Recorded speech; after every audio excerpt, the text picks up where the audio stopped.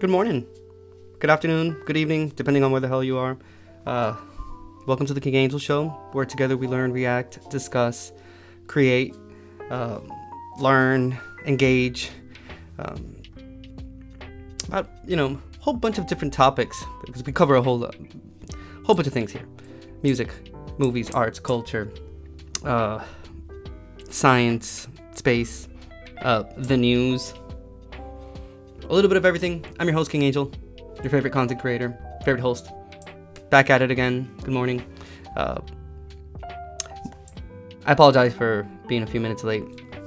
I didn't mean to, but at the same time, I needed to make sure that I had all my ducks in a row.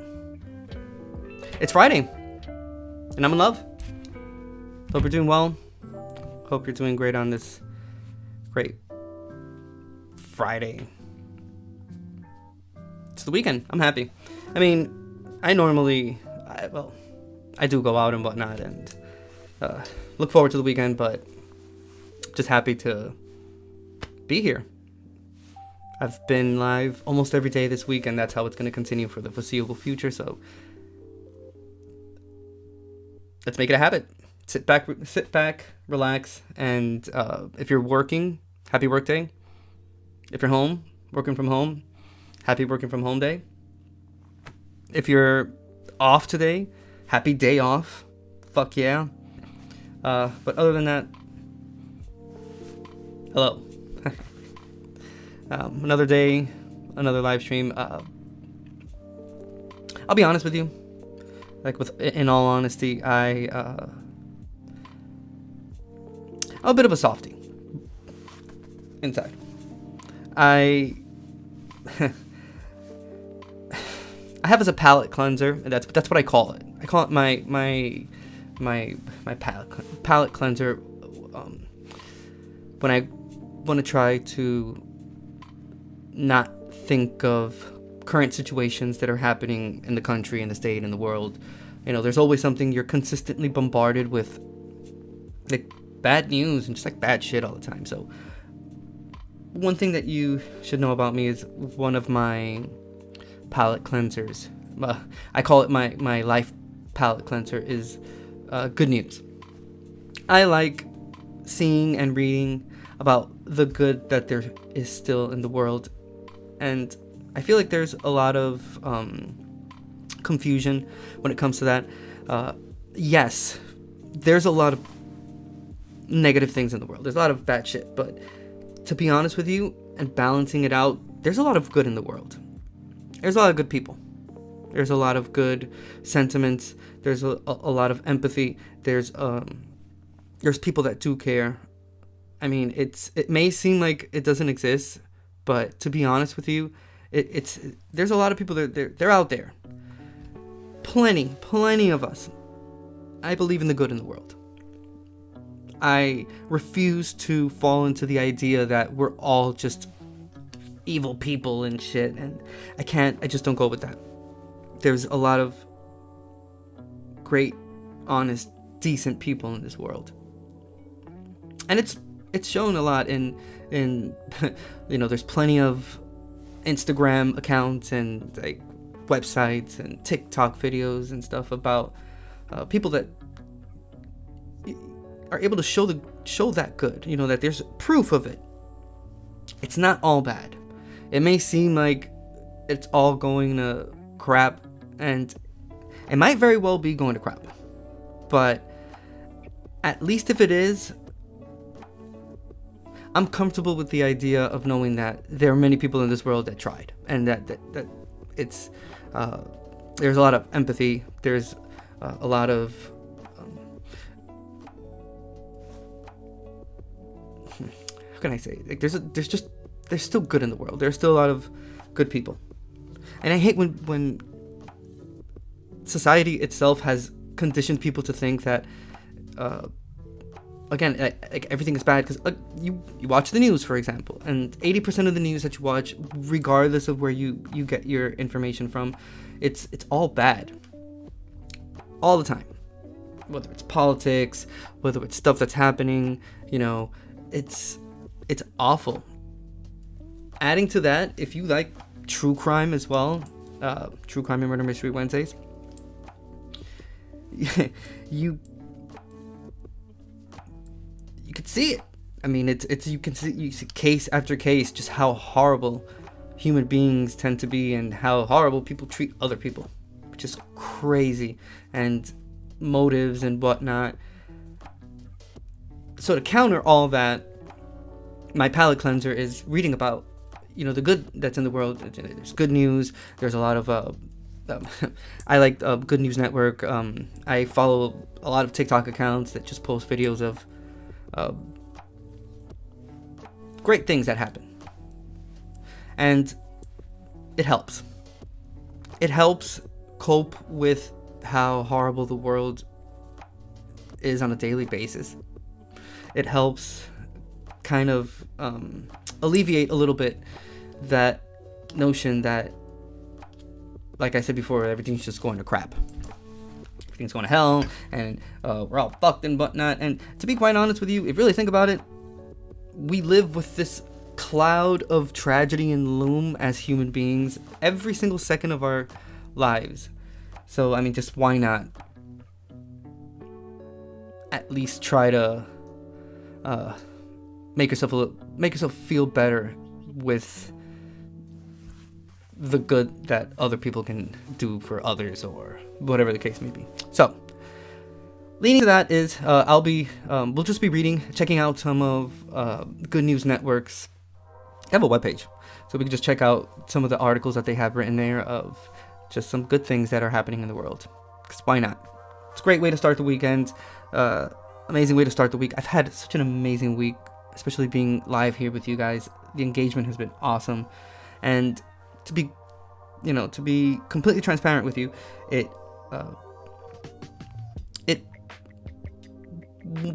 kind of forces me to want to, not forces, it's not a force, but it makes me want to improve, makes me want to do this a whole lot better, and always provide you guys with entertainment and a great time. So just as much as Good News Network helps out with what I told you before, I would like to be a part of that as well, and just have a great time with you. And have some fun, learn, talk, discuss, converse. It's wonderful. That's the essence that makes us human beings so special, I guess. Even within like all nature, and nature's just fucking phenomenal. I mean, you can just see behind me. I think human beings are pretty special. So, with that in mind, I'll just quickly remind you that you can always support me on Patreon if you like what I do for $2 a month. You get a whole bunch of benefits, full unedited videos, reaction videos exclusive to Patreon members. I am posting different things there as well. There's private Discord channels only for Patreon members. I go live on those private Patreon channels, and we watch movies, album listens, just a little bit of everything. I have multiplayer and co-op gaming there as well. We learn, because I'm really into learning. You've heard me say it before, knowledge is power. I think that the very survival of us human beings depends solely on education and knowledge. 100%. So yeah, we learn things. Science, documentaries of history, mythology. There's so many interesting topics out there to learn and discuss about, so why not do it together? That's like the whole point. Which also leads to the second part. I have a public Discord, which is King Angel's Entertainment Lounge. You can see it right here. Bam! Same thing. We watch movies, album listens, documentaries, TV shows, general chat. I also have a multiplayer and co-op gaming portion there as well. Post your pet pics, because I would love to see your pets if you have some. I post my cat pics there. And yeah, that's my Discord. So go ahead and join. You can find that link wherever you're watching me, in the description box, in the about section. Wherever the part of the information is about the show and about me, you'll be able to find that link there. I'm all across social media. All these right here. Instagram, Facebook, TikTok. Follow me on TikTok, please. YouTube. Subscribe to my channel. Like my videos. Comment on them. Let me know what you think. Share them out to your loved ones. And if you have Amazon Prime, just remember you can always support me over on Twitch as well. You could use that Amazon Prime on me, and you'd support me very much with that. So I'd really appreciate it if you did. But if you don't, enjoy the show. Doesn't really matter. As long as you're here, the engagement is what matters to me. I love conversation. I love to learn. I love to watch things. We do that a lot. We react to videos, review them. Obviously, the ones that can be played, because YouTube has a serious problem with the videos that I can use, I guess. So whatever. Which is why I've been leaning more towards reading and checking out websites and whatnot. And if the article has a video, then I'll just watch that. But I like live streaming on YouTube a lot. I don't want it. I just don't want to have a copyright issue, which I already had once. I don't want that shit again. So I'm trying to avoid that. That's basically all my information. As always, well, you know what? I'll add something to it, which I haven't said before, which I should have said at the beginning when I introduced myself. Of course, I'm King Angel, your favorite content creator. I am a Dominican live streamer, content creator that lives in the Bay Area. I focus on reaction videos and review. I do reaction and review videos for movie trailers, music videos, educational videos, a little bit of everything. For my live streams, focus a lot on education, true crime, murder mystery, and we also are now including discussions on articles that we read. So a little bit of everything. Join chat, drop a hello, let me know how your day is going, how's your Friday going so far. And also, I hope you're enjoying the music as well. I pick chill hop lo-fi. I love it. It makes for great background music. Second, it don't have copyright on it, so you can actually play it and there isn't a problem. So shout out to chillhop.com for providing like a live stream for you to be able to just add to your videos and whatnot, and you just have to register, and it's pretty easy and it's free, but they're pretty cool, so that's awesome. And the fact that you can actually use this as background music, it's fucking great. I love it. Like I said before, today we're going to be doing just reading through some goodnewsnetwork.org. Let's feel good this weekend. And again, so much bullshit happening. Why not take the time to read some of the good things that are happening in this world? after a lot. So I'll move on over to this other screen. I appreciate you being here. As always, your time means the world to me. Like the fact that you're here. Time is borrowed. You only have, unfortunately, or fortunately, depending on your perspective, a limited amount of it, and it's not even yours, it's borrowed. So the fact that you're here, engaging with me, spending some time with me, hearing me read, just hanging out with me, it means the world to a guy like me. You have no idea what that means, and it motivates me to want to continue to do this on a daily basis, and I hope you join me on a daily basis, or join me in general. Fuck it. I'm glad you're here, very happy, and we'll move on to the next screen. I don't know where I put my light's already bothering me, but maybe I'll read a little bit without, and then I'll get my sunglasses in a bit. Also, I don't know if you can see over on the top on the bar over there, I made sure to get a video blocker, an ad blocker, all that, just to avoid the issue that I was having yesterday with all these videos starting up and whatnot. I hate those ads like that. So once I was done with yesterday's live stream, I made sure to go through all the Chrome extensions, added all that shit. I started reading on Reddit and whatnot, like which ones were the better ones to use, and I think I have it locked down. If you see any hiccups or anything, just let me know in chat. But other than that, it should, and I'm crossing fingers on that, be working well. Hold on one sec. Moving chat over to this other screen.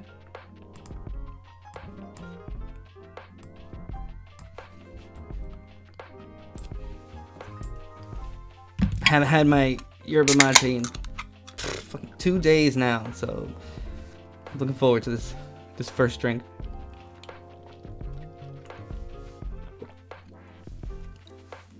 If you haven't had a guayaki yerba mate, highly recommend.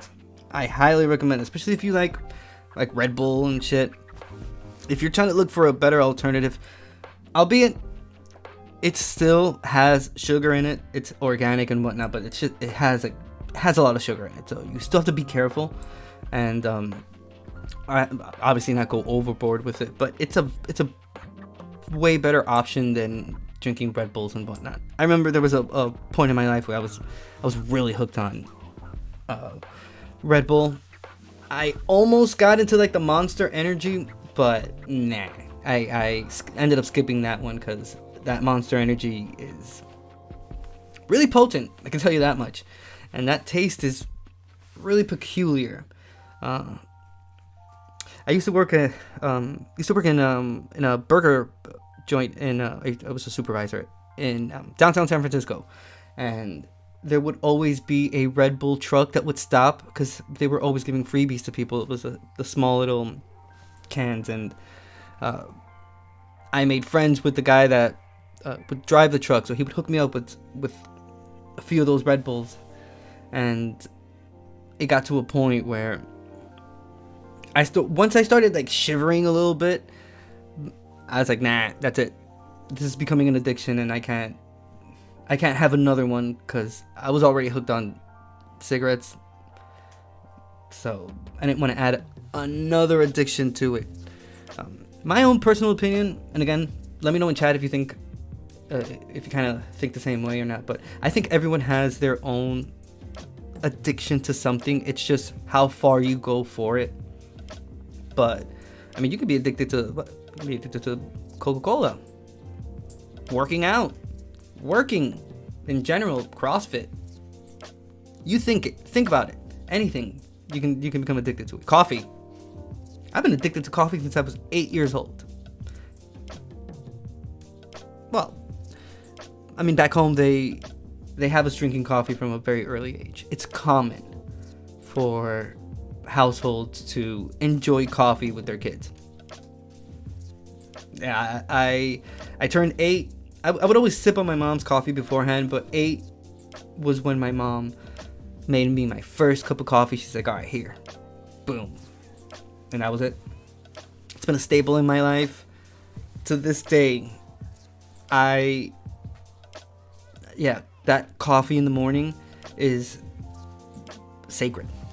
Fuck yeah. I have to have my coffee in the morning.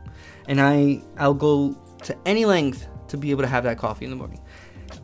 Hell, when I leave my house, it doesn't matter where I go.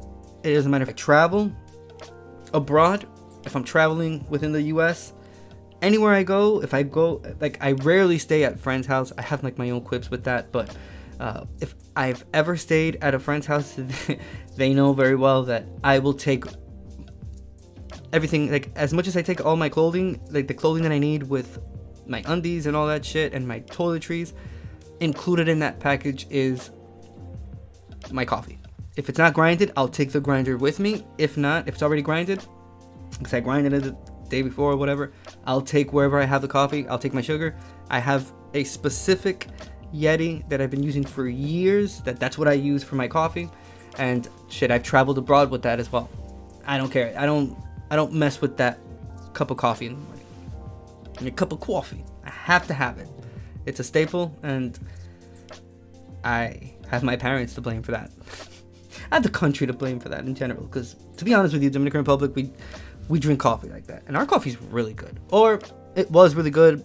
That, I guess the flavor has changed a whole lot.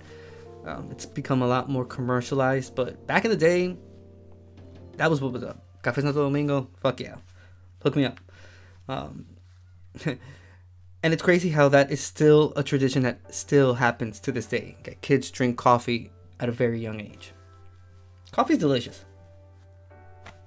I admire people that don't drink coffee. I have read that there is, I guess, data behind this, that it's a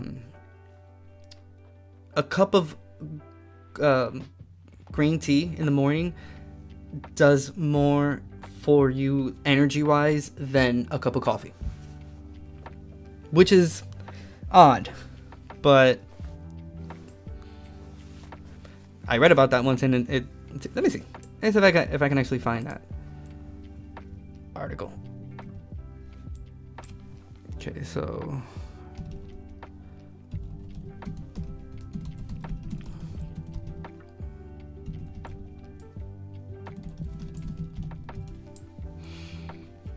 Okay, so let's see.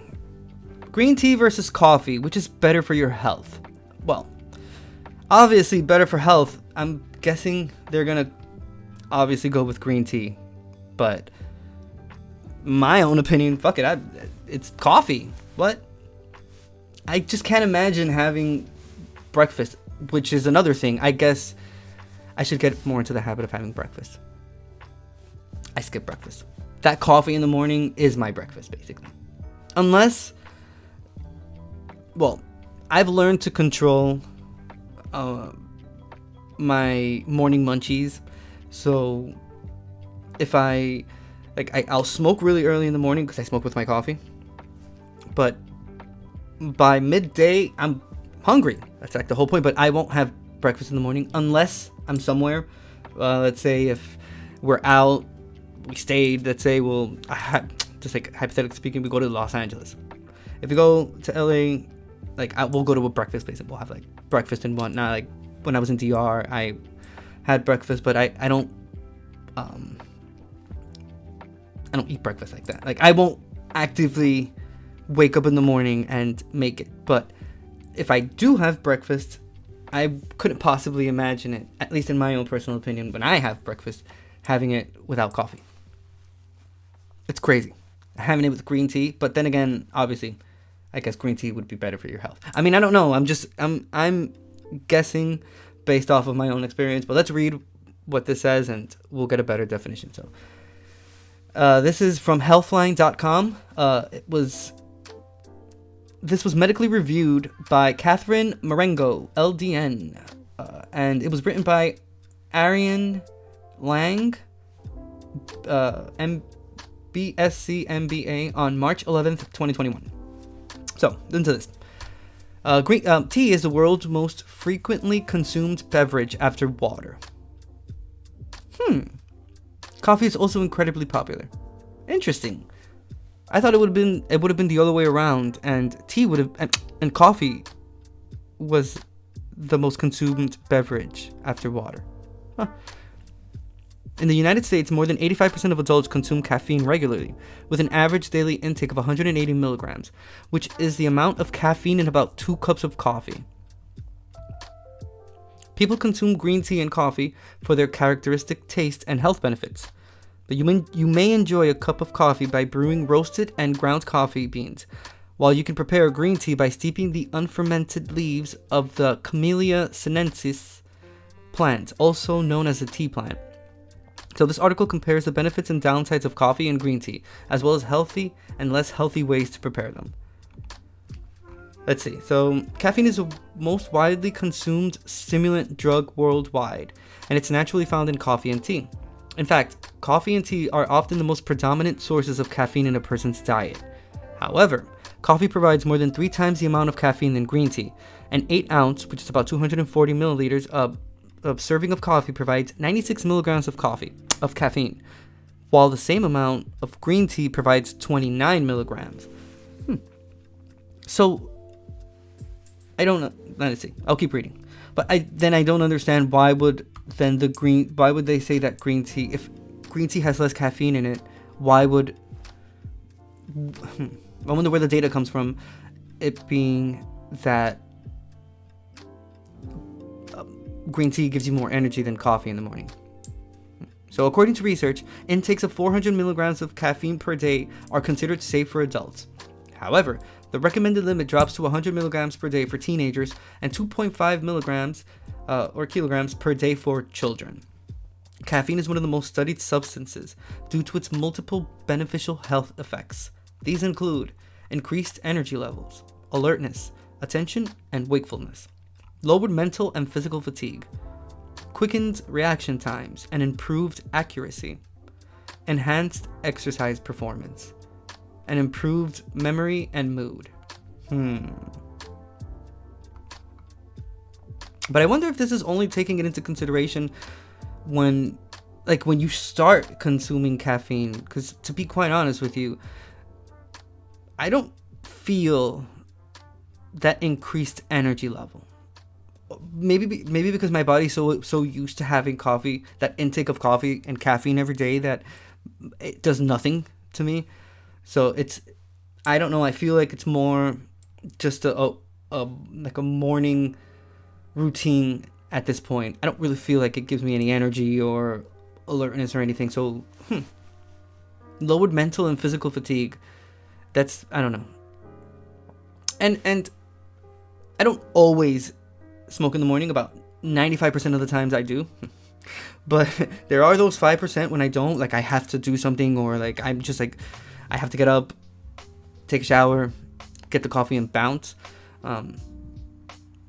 Even then, I still don't feel these things. But I think it's more because my body's already used to it. So I'm I guess past the point of addiction, and I'm just like, it's just part of my life at this point, which that's what I think it is, to be quite honest with you. So listen, evidence also suggests caffeine has protective effects on brain health, reducing the risk of dementia and other degenerative diseases. Some studies have even linked caffeine intake with a lowered risk of developing type 2 diabetes. However, research on coffee and diabetes seems inconclusive, and further evidence suggests that it may actually increase blood sugar levels. I mean, that does make sense. Scientists need to do more research on the potential effects of caffeine. Health benefits. So green tea and coffee have multiple health benefits in common, including their high antioxidant content and weight loss effects. So as a great antioxidant source, free radicals play numerous beneficial roles in your body. However, in excess, they lead to oxidative stress. Oxidative stress is a harmful process that can negatively affect your health by causing disease and speeding up the aging process.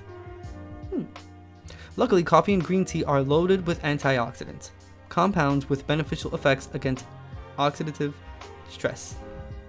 Let's see.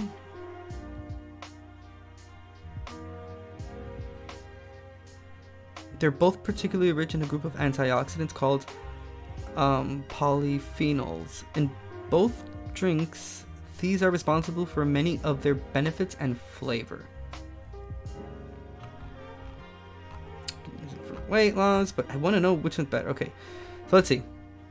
Green tea and coffee are both safe beverages. So the question is, which is better?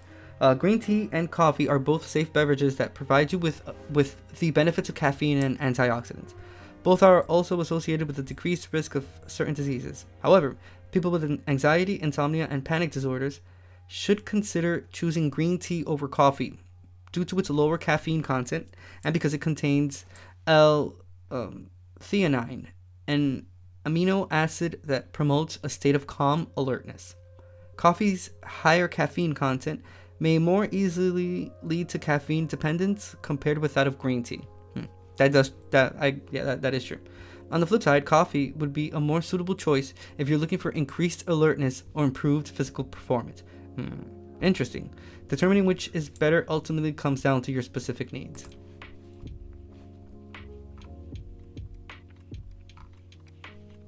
Let's see.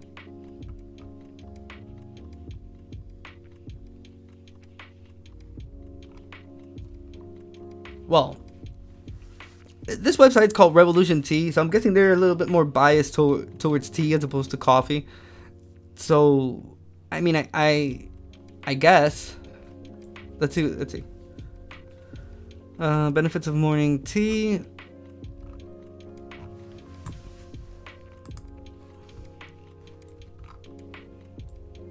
Coffee versus tea smackdown. Let's see what it says. So this is from the Washington Post. It's probably gonna ask me for some shit, like some like paywall or some crap like that. But let's see up to what point it lets me. See, I put that video player on this crap. As you can see in the back. And if I choose to take it off, then I'll take it off and the video will start. But let's see. Well, I don't really care about the health benefits of it. I just want to see which one gives you more energy in the morning. Let's see. So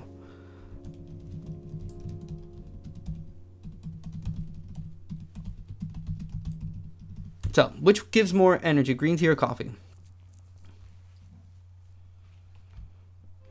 Okay, so coffee, for example, has a higher caffeine amount. This means both that it gives you more energy and that the come down is worse. Green tea, however, also contains L-theanine, which produces a more sustained effect with virtually no crash. So I guess that would be the seller right there, and it's that with green tea you don't get that caffeine crash. So coffee's caffeine content is great for times when you need a short burst of energy and focus, say before you hit the gym or give a big presentation at work. Green tea is better for mellow relaxation and a subtler energy boost. So it kills the 3 o'clock slump like a charm. And if you do notice, like, if you realize, like, now kind of think about it, I kind of realize that, yeah, by 3 o'clock, I'm already kind of like tired, but not tired like, oh, I need to go to sleep, but you can kind of feel the difference between obviously when you woke up in the morning and right before that coffee. Like in my case, I wake up really early, so I get that adrenaline rush really early in the morning. Like once I open my eyes, I'm not going back to sleep. That's it.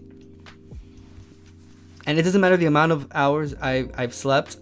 My body is already, I guess, used to waking up so early that I just wake up, boom, and I have absolutely no need for going back to sleep. Actually, I don't like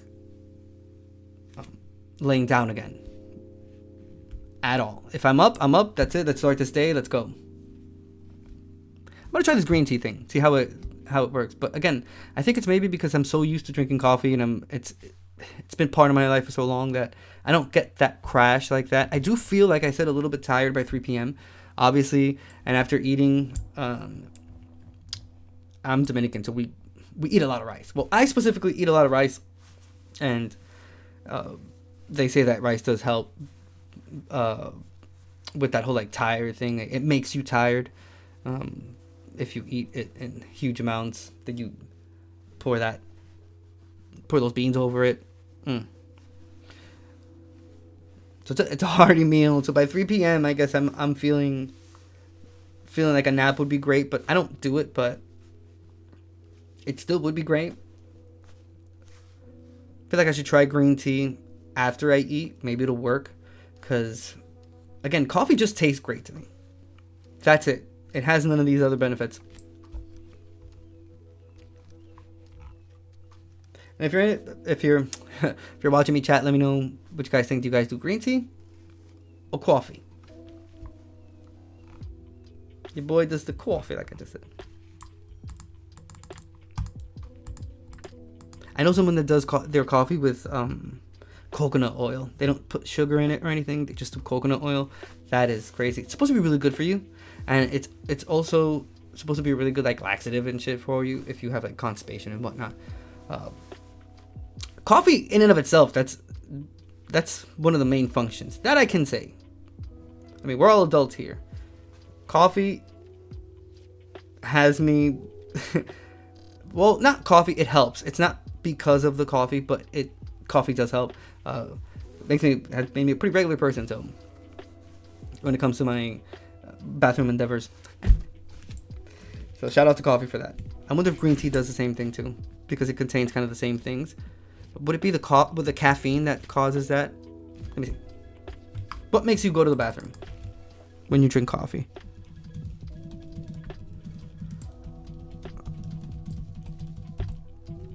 Why do you need to poop when you drink coffee? So, coffee sends a signal to your stomach to release gastrin. This kicks off a wave of contractions in your gut called peristalsis. Peristalsis moves food and liquid through the intestines.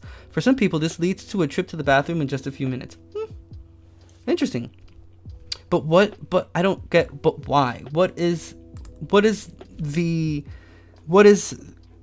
that specific thing that coffee has that makes you go to the like? What is the I guess, would it be that chemical component, or like what is that specific thing? Because I understand that like coffee in general, but there has to be something in coffee that produces that effect and makes you want to go poop. So let's see. This is from goodrx.com. Why does coffee make you poop? It was written by Ann Jacobson, MD, and it was reviewed by Patricia Pinto Garcia, also MD, published on January 11th, 2022. Let's be real here. Everyone poops. So if you have an issue with the subject and whatnot, that's on you. Because first of all, you're an adult. Get a grip. I mean, I'm pretty sure there's someone out there right now that's watching me, that's probably watching me on the toilet. So shout out to you. And I hope you have a good poop. But let's read about why does coffee make you poop. Because it's interesting. So, key takeaways. Coffee brings on a quick bowel movement for some people. There are a few different ways that coffee works on the digestive system. We are still learning about coffee's effects on the body. So let's see what it says. Are you one of the millions of people in the world who drink coffee? If you are, you may have noticed that your morning cup of coffee wakes up both your brain and your bowels. For about 3 in 10 people, coffee brings on a quick trip to the bathroom. While we don't know exactly why this is, studies are beginning to give us some answers. Let's talk more about coffee and why it makes some of us poop. So, what does coffee do to your body and gut? Okay, so there are more than 1,000 different substances in coffee. We don't understand all of them yet, but we are learning more about coffee's effects on the body. How does coffee work in the digestive system? Well, you know what? Hold on. I just thought about something real quick. What does the stream info say about the...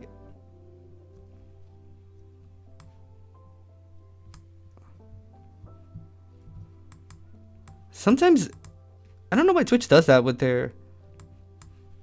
hello?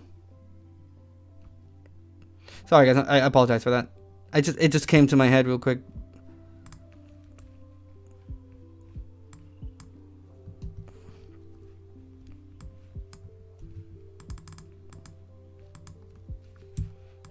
Dude, this website's having some serious issues.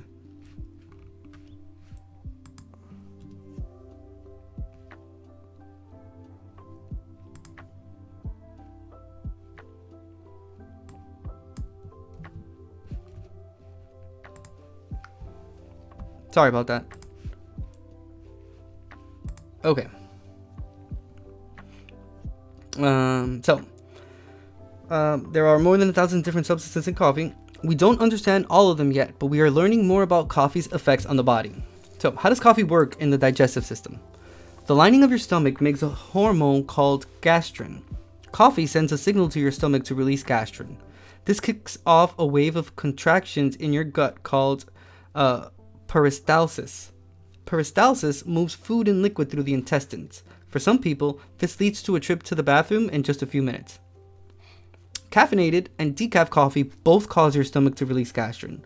The effect is less with decaf coffee, but it's still there. Okay, so I guess it's the caffeine in and of itself that I guess makes you go to the bathroom. So, the caffeine and acids in coffee affect other parts of your digestive system, and it's likely that other substances in coffee affect digestion and bowel movements in ways that we don't understand yet. So why does your morning cup of coffee cause bowel movements? The gastrocolic reflex involves muscles, nerves, and hormones that work together to move solids and liquids through the intestines. When you eat or drink, this reflex helps your body get rid of what it doesn't need. Many things affect this reflex, so most people don't need to use the bathroom every time they eat or drink. But the gastrocolic reflex is naturally more active in the morning. This may be part of the reason that a morning cup of coffee is more likely to make you poop than if you drink coffee at other times of the day. You know, that is true. Now that I think about it, I have drank coffee in the afternoon and it has not had the same effect. So it's naturally more, the gastrocolic reflex is naturally more active in the morning. Okay, so does the caffeine in coffee make you poop? So, caffeine revs up the body in many ways. For a long time, we figured that caffeine was responsible for getting the intestines moving. But some studies suggest that there's more at work than just caffeine. One study showed that caffeine relaxes the anal sphincter, which is part of the body that keeps stool in or lets it out. This makes it easier to poop. Another study showed that muscles in the large intestine contracted more with caffeinated coffee than with decaf. But decaf coffee still had some effect on these muscle contractions during the studies. Caffeine seems to make a difference, but it's probably not the whole story. Let's see. Do different types of coffee drinks affect your body differently? So, coffee itself can make you have to poop, but the things you may add to coffee can also affect bowel movements. So that's when I mentioned before that I know someone that drinks their morning coffee with coconut oil. It doesn't add sugar or honey into it or anything that would sweeten it, which is for warriors, because I need sugar in my coffee, or at the very least honey, but there has to be something. I like the taste of coffee, but without sugar, it's a very peculiar taste that I'm always surprised that there's people that actually like to drink their coffee like that. So shout out to you guys. Let's see. Okay, so for example, dairy products like milk or cream can cause bloating, gas, and loose stool for people with lactose intolerance. Well, obviously, but that can go hand in hand with anything that has lactose in it. There are probably some small differences in the amount of caffeine and acids in different types of coffee, like light roast, dark roast, and cold brew. So far, it doesn't seem like there is enough of a difference between them to cause a change in bowel movements for most people. But some of us are sensitive to small changes in diet, so it helps to be aware of how your body reacts to different kinds of coffee. Should you drink coffee to make you poop? For some people, coffee may help with a bowel movement, but you'll need more than that to keep you regular. So good bowel health requires a diet of plenty of fiber, regular exercise, and drinking enough fluids every day. If you find that coffee helps you poop, you should only enjoy it from a cup. Coffee and yeah, that's crazy. I didn't know about that until I saw what was that show? uh, my is it my weird addiction, my odd. Let me see. What is that show called? Oh, there we go. My Strange Addiction. They used to give it on TLC. They had like the weirdest. That's the one I saw. They had like this weird episode. Someone eats the insides of like couches and shit. There was another person that liked to eat like mothballs. The weirdest stuff. And I remember seeing on that show, someone. It was a couple that they were hooked on coffee enemas, and that's like big league shit right there. Like I'm cool with that. I like my coffee in a cup. I take my shit in my own like Yeti, but yeah, everyone's so creative. Yeah, no, fuck that. Miss me with that coffee enema. I'm cool, but there's people that actually do that shit. So this show, it was My Strange Addiction. It's an American documentary. Oh, so it's still on. My Strange Addiction is an American documentary television series that premiered on TLC on December 29th, 2010. The pilot was broadcast on May 5th, 2010. The series focuses on people with unusual compulsive behaviors. I mean, you see the episodes and you see the show and you're like, that's crazy, but you have to see the underlying, fact that these are people that have like potential mental health disorders, that they should be seeking help. So again, we live in a time, and we've lived in this time for quite a while now, that people make money off of other people's suffering. Because if you really think about it, if you really want to be realistic about the whole situation, I mean, us millennials, we grew up with America's Funniest Home Videos. And that was literally people that would send in home videos of themselves making a fool of them, of either themselves or family members or something. Someone was making a fool out of themselves for the benefit of other people's entertainment and laughter. So, I mean, that's why it's not strange that, or odd to me, that we're at this point in human history where, people make shows, successful shows, because this is still on right now. Oh, well, I'm sorry, no, it's 6 seasons. It ended in 2015. I'm sorry. But anywho, they profited off of other people's unfortunate series of unfortunate events, I guess, if you want to call it that. So into this.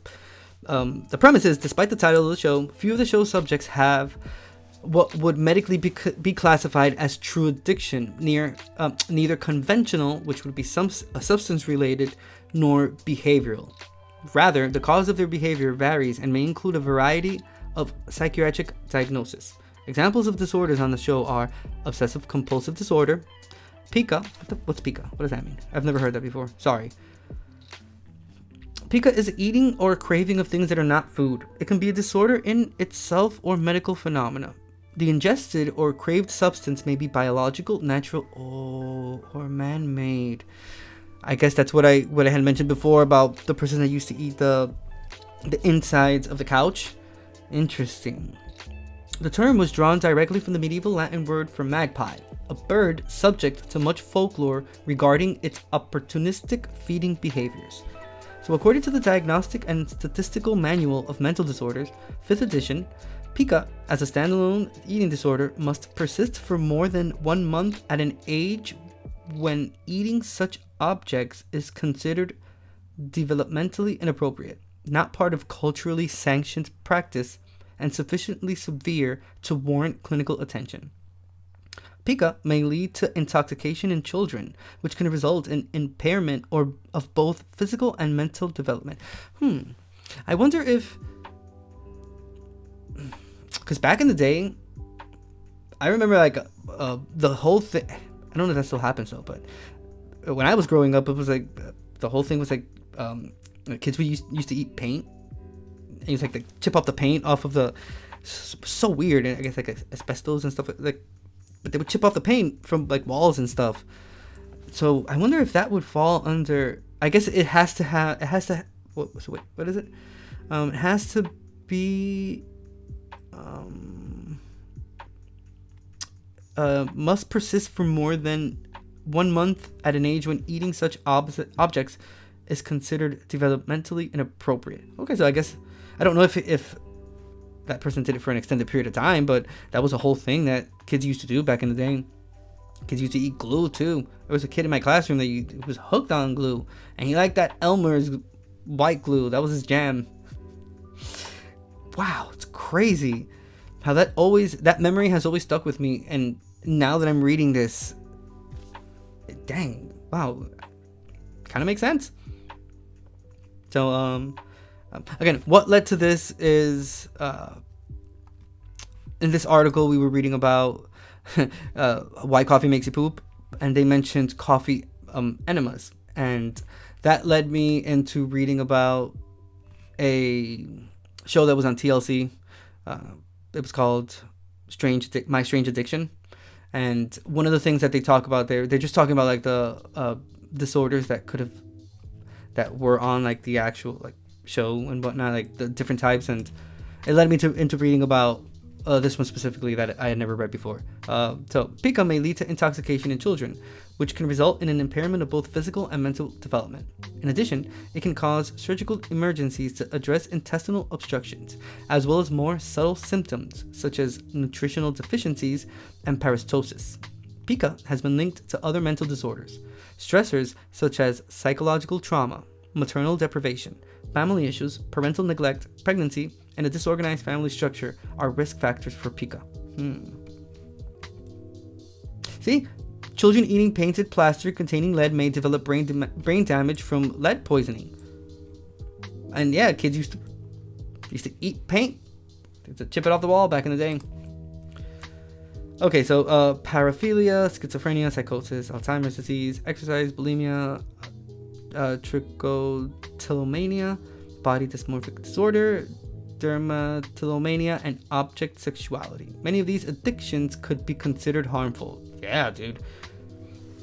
Let's see. So here's some examples of like some of the weird, like, and I'll just read the names of the episodes because it says what obviously they did, what their addiction was. So this person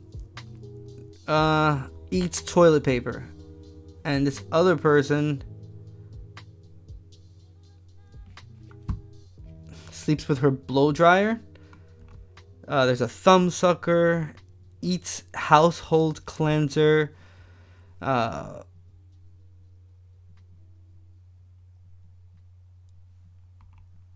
lady, eats detergent, hair puller. It's crazy. But then again, when you watch the show and you start seeing all these things, there's always something underlying. There's always something that's linking this to a trauma in the past. Something happened that sparked that, and it's crazy. Pretty devastating show too, when you realize just, you know, things that human beings go through. It's crazy. All right, well, we just read about why coffee makes us poop, and it led us to my strange addiction because of the coffee enema part. Let's move on to something a little bit more positive. Although, in all honesty, pooping is pretty positive. I think the whole point. But we'll move on to what I was talking about beforehand, which is the Good News Network. And yeah, it's all good news. Great things that are happening in the world. We'll read about it. See what's up. Let's see.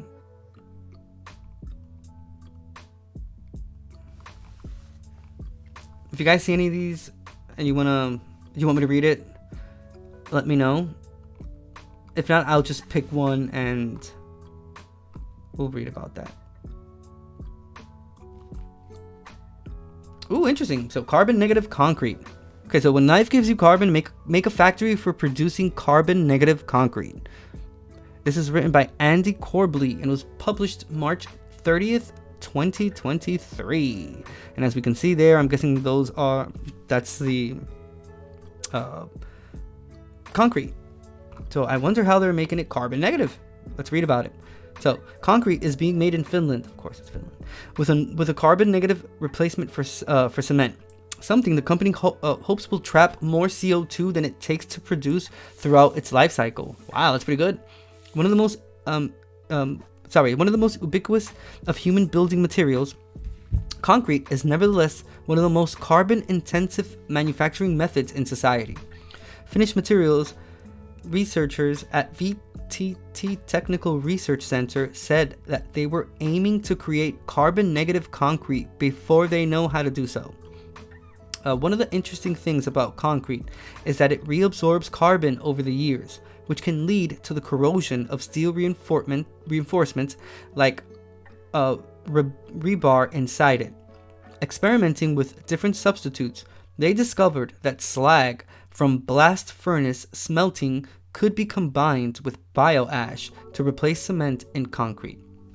So during smelting, when the ore containing iron or copper is exposed to high temperatures, impurities with it such as oxides of calcium, magnesium, silicon, iron, and aluminum are separated from the molten metal and can be removed. Slag is a term for the collection of compounds that are removed. Powdered slag can absorb higher amounts of carbon than cement, and VTT senior scientist Tapio Vemas explained how his team figured out how to suck CO2 from the air and deposit it into the powdered slag before putting it in cast concrete to fulfill his team's vision. We have demonstrated in the pilot unit that our technology is capable of reducing the CO2 emissions of conventional concrete by 45%, said Vemas, now CEO of VTT spin-out company Carbonade. Last autumn, we demonstrating lowering our product's carbon footprint to minus 60 kilograms M3 by replacing Portland cement with slag. But this isn't a story about scientific experimentation. Carbonade has secured nearly $2 million in funding to build a production center for its cast concrete blocks that will be capable of mineralizing up to 5 tons of CO2 per day. Wow. With concrete being one of man's most used building materials, the startup is going ahead to scale up its production capacity by 100 times thanks to an already secured value chain. 5 tons of CO2 per day would cover the average emissions for the business commute of 415 people in their cars if people commute 15 miles to work and 15 miles home. Wow, that's awesome. Okay, let's see if this is gonna allow me to watch the. Will it not let me play it? Okay, hold on.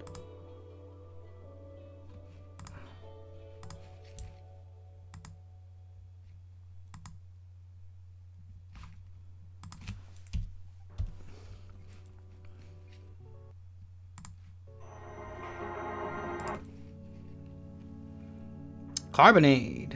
Wow, that's pretty cool. Let me see if I can make it a little. Oh, wait. It's only 49 seconds long.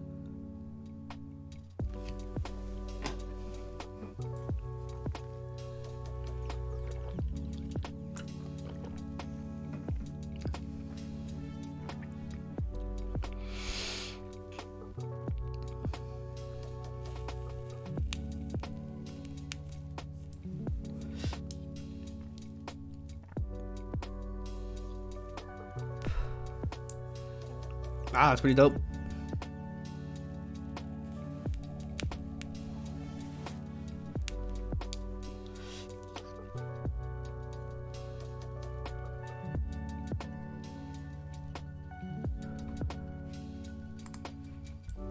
Cool.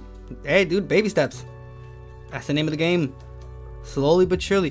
Which then leads me, obviously, to, it gives me a lot of hope that there's companies out there that are actually trying their, come on now, they're trying their hardest to be a lot more sustainable and, you know, helping us human beings have a chance at surviving, I guess.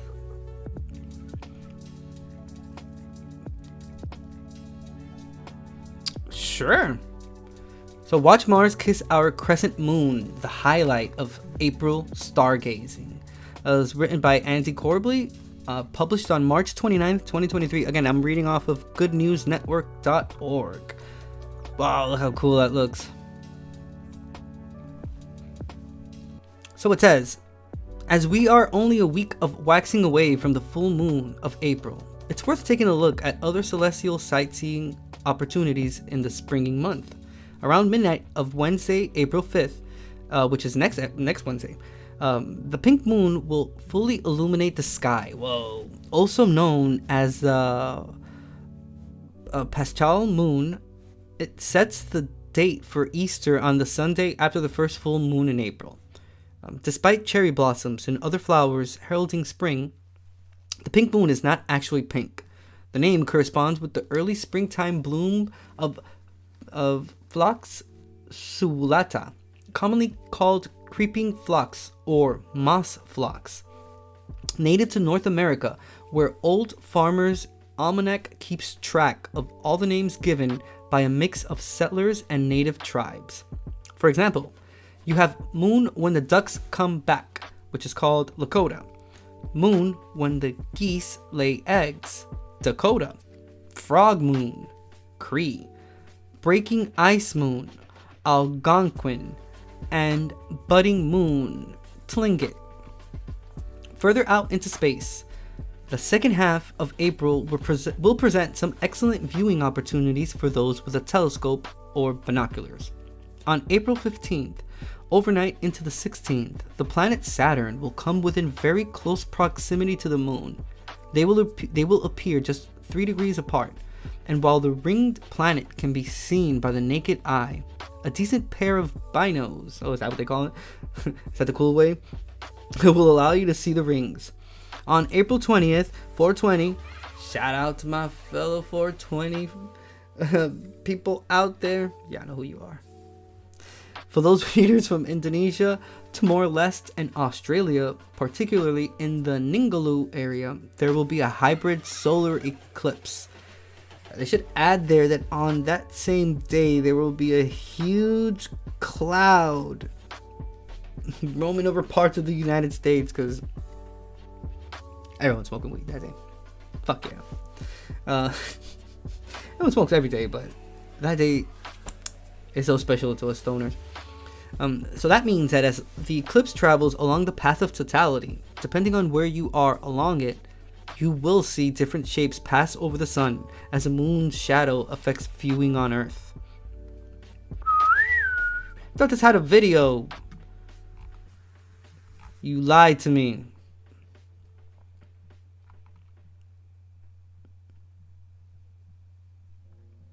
So Time and Date have put together a great article on how to see view down under. April 23rd will be the peak time of the Lyriad meteor shower, where in the pre-dawn hours, one will be able to see around 20 shooting stars per hour. Dude. In 1859, there was a huge... basically in the whole world, you could see, or in many parts of the world, an aurora borealis was seen. People lost their minds. There were people that killed themselves thinking that that was the literal end of the world. Meteor showers have been happening way before. Just think about it, like the first set of humans that ever existed, and they see this phenomena happen in the sky. It's no wonder they used to think that gods existed and that there were so many deities, and nature in and of itself was this deity with different faces that mingled with human beings. And regardless of where you are in the world, there's always a myth that goes hand in hand with things that didn't really have an explanation to it, so they just attributed it to deities and gods and whatnot. And it's just funny to think about it, because again, imagine being in 1859 and you look up in the sky and you see this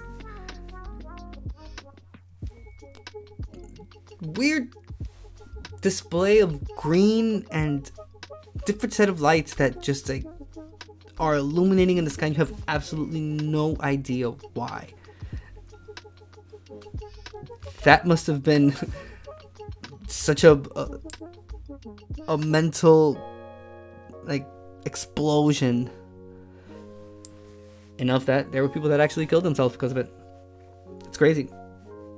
And now, you know, like meteor showers are just like things, just like something that happens. You don't even think about it that much, which kind of makes you think that, wow, how much time has changed.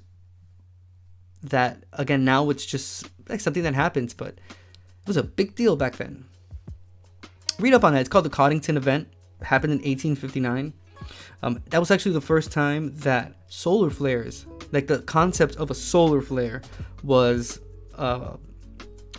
created and talked about, and it was all because of someone. His last name was Carrington, and he witnessed through a telescope that he had these holes that were forming in the sun, small holes, and they were causing this flare. So he called it, obviously, solar flare, which then had an effect on Earth. It's said that if the Carrington if it were to happen now, I'm sorry, I'm gonna get my last name correct. So it's the Coddington event.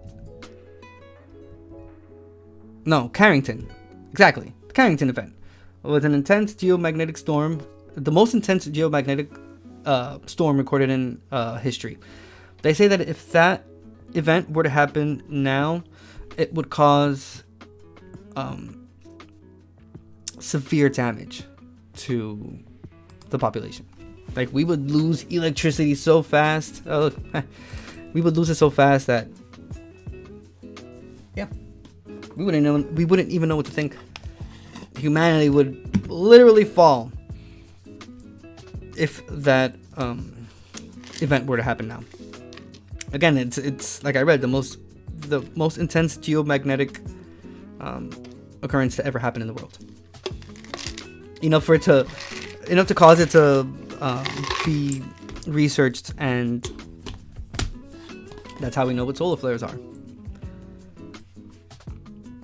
Wait, I got hungry real quick. Hold on.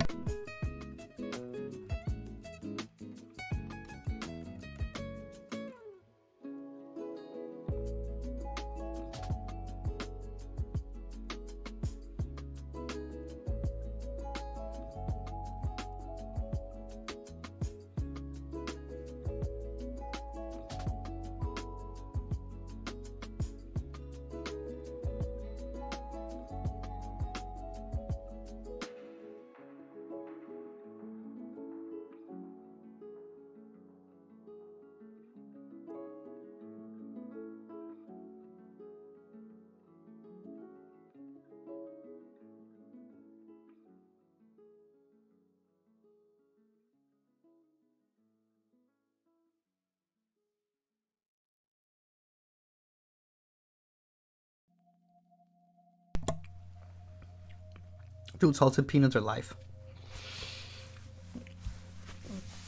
Not that cheap salt. Some companies, they go really cheap on the salt, and their peanuts just taste like dried peanuts. It has like no actual flavor to it. So yeah, I fuck with the really salty ones, which are horrible for your health, but if I'm eating a damn peanut, I might as well just eat it the way I want to, which would be salted. Shout out to you guys that like it, that like those unsalted peanuts. You know what peanuts are awesome? Honey roasted peanuts. Damn. Fuck yeah. Okay, so the point in the sky of which they seem to radiate. So they're talking about the Lyrid meteor shower. They say that it seems to radiate in the constellation Hercules. The Lyrids aren't the largest meteor swarm, but the moon will be very small that night and offer no light pollution of the meteors one would see. Lastly, after sunset on April 25th, the waning crescent moon of April will pair on its bright side with Mars, just behind it as a glowing red sphere. This can only be seen without this one can also be seen without binos or a telescope, but they will make the opportunity all the more special. You lied to me. I thought you had a video there. That's the whole point. Was I wanted to watch Mars kiss the crescent moon. Ah, you bum.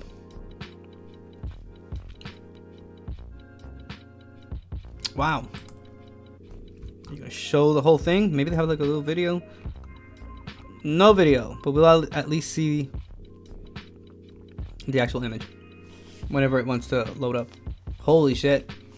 So this is Monet's water lilies masterpieces recreated using 650,000 Lego pieces. Wow. Again, this is all Lego pieces that we're seeing right here. Put it up below. That's crazy. That is crazy. Here, so you can kind of get a glimpse of how big the actual thing is. That's the whole thing. The whole 650,000 Lego pieces.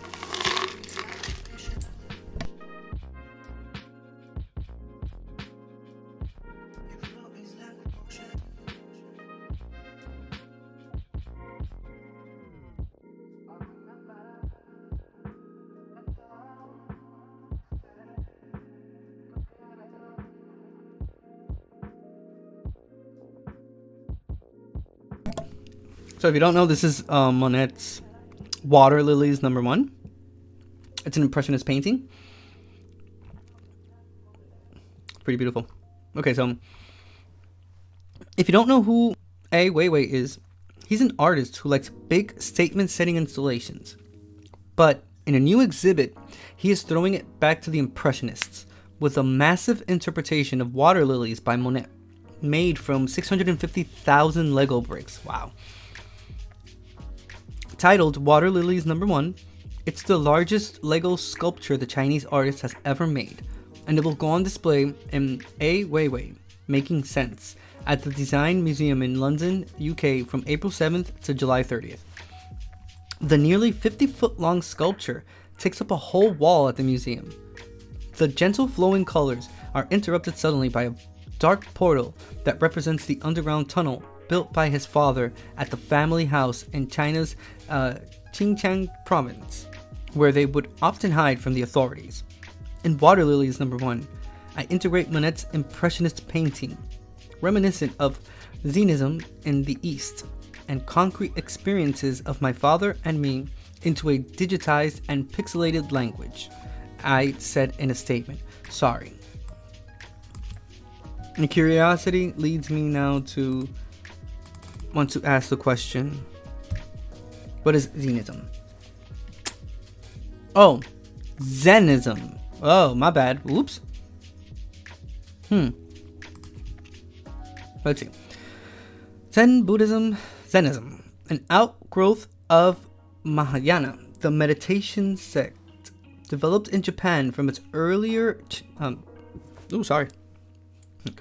Chinese counterpart, and divided into two branches: Binzai, an austere and aristocratic monasticism,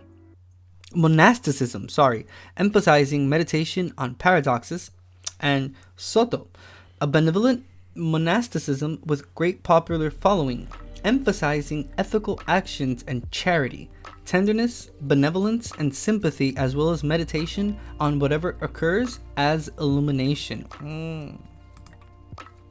Interesting. Sorry, I had no idea what I was saying it wrong when I was saying like Zennism, but it's Zennism. I apologize for that. So, toy bricks as the material. Again, we're watching. I'm reading off of Monet's this article. It's called Monet's Water Lilies Masterpiece is recreated using 650,000 Lego pieces. Reading it off of Good News Network, and that is the actual. So wait, let me put it again. This is the actual recreation here. These are all Lego pieces. So 650,000 different Lego pieces. Crazy. You know the patience you have to have for this?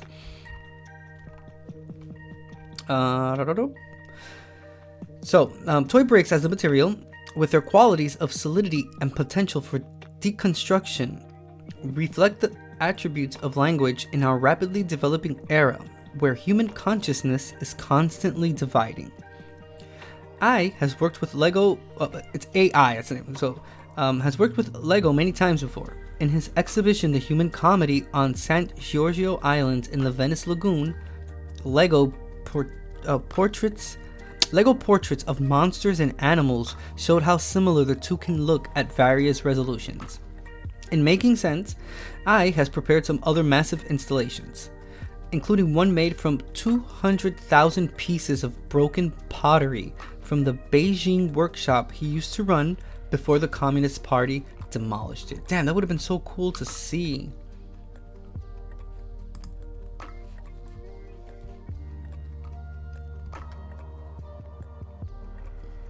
Holy cannoli. No, not that one. Not that one. I'll be that one. That one does look kind of interesting.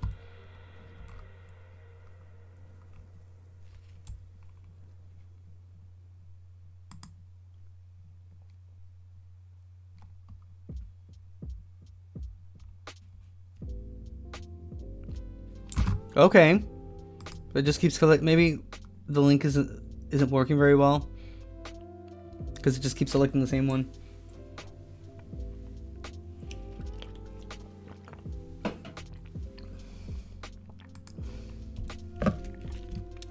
I'll refresh the webpage.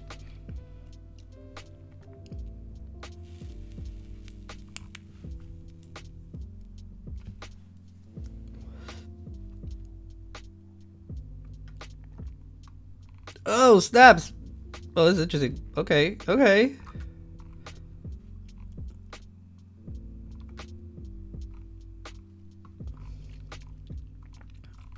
Okay, so this says, hero pilot guides novice aviator in emergency landing after he sees her tire fall off. They just posted this.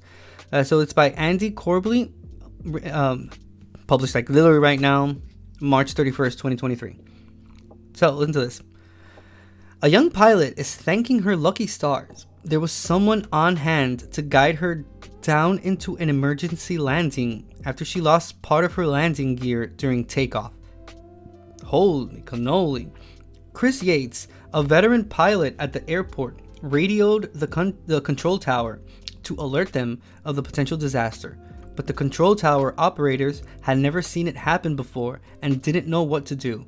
Well, that's not very reassuring. The tower patched Yates through to the young pilot, whose name was Taylor Hash. Hash was only on her third ever solo flight, and the anxiety was thick in her voice. Taylor, this is Chris. My daughter's name is Taylor, and I taught her how to fly. We're gonna be fine, kiddo.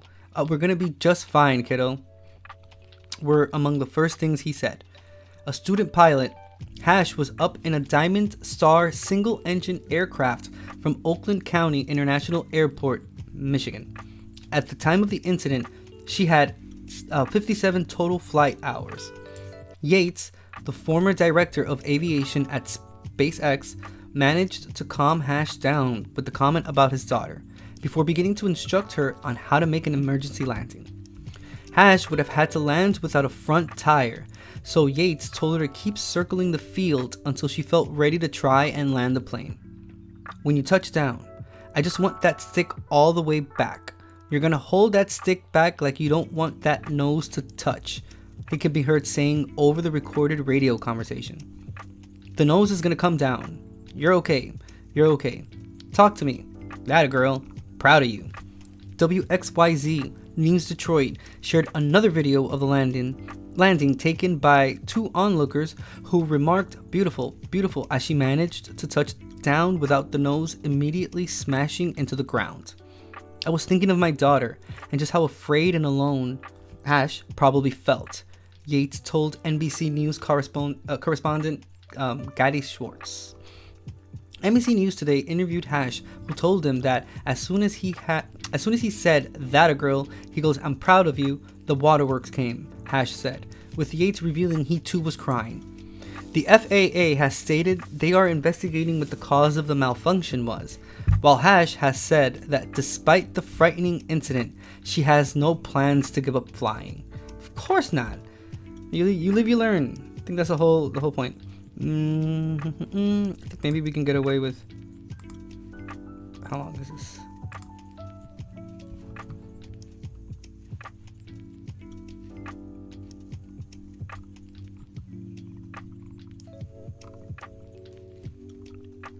Sorry, just one sec.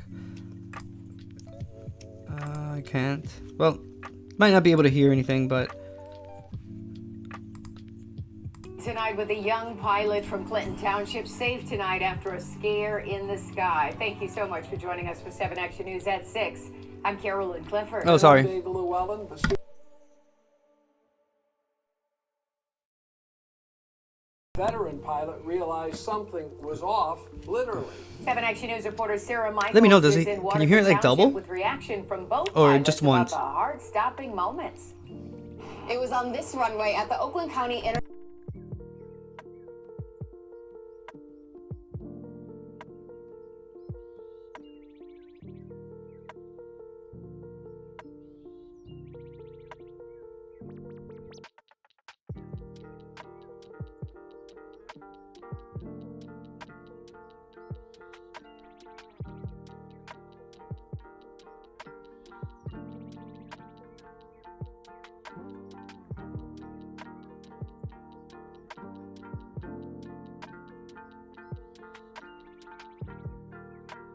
to stay in his plane and talk you down. Nobody has seen this before.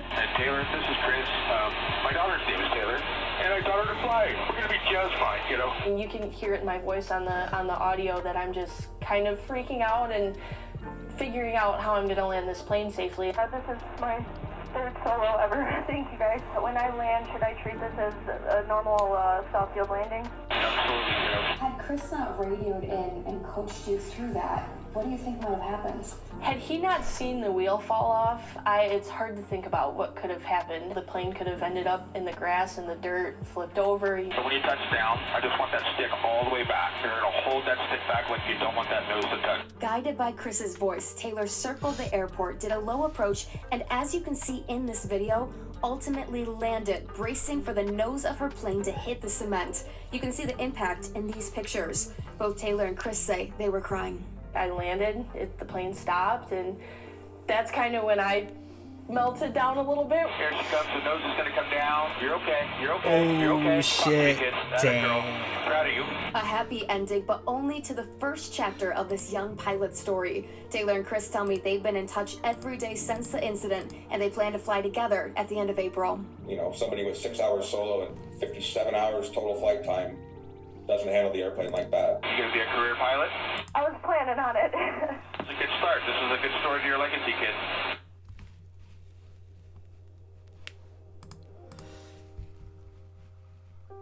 Damn. It's a hell of a story. I'll tell you that much. That is crazy. Could you imagine?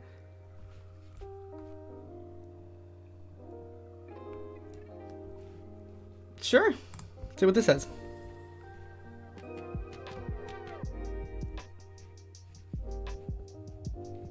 Again, I appreciate you being here. Thank you very much. Let me know about that audio part right there. Were you able to hear it? Is it something that could you hear it like double? Just let me know in chat how you how the audio of the video that we just heard, how it went through. But other than that, again, I appreciate you being here. Thank you so very much. This one is called Colorful Mumbai. Whoa. Overpass goes viral after being converted into sporting complex for community. Oh, that's so nice, dude.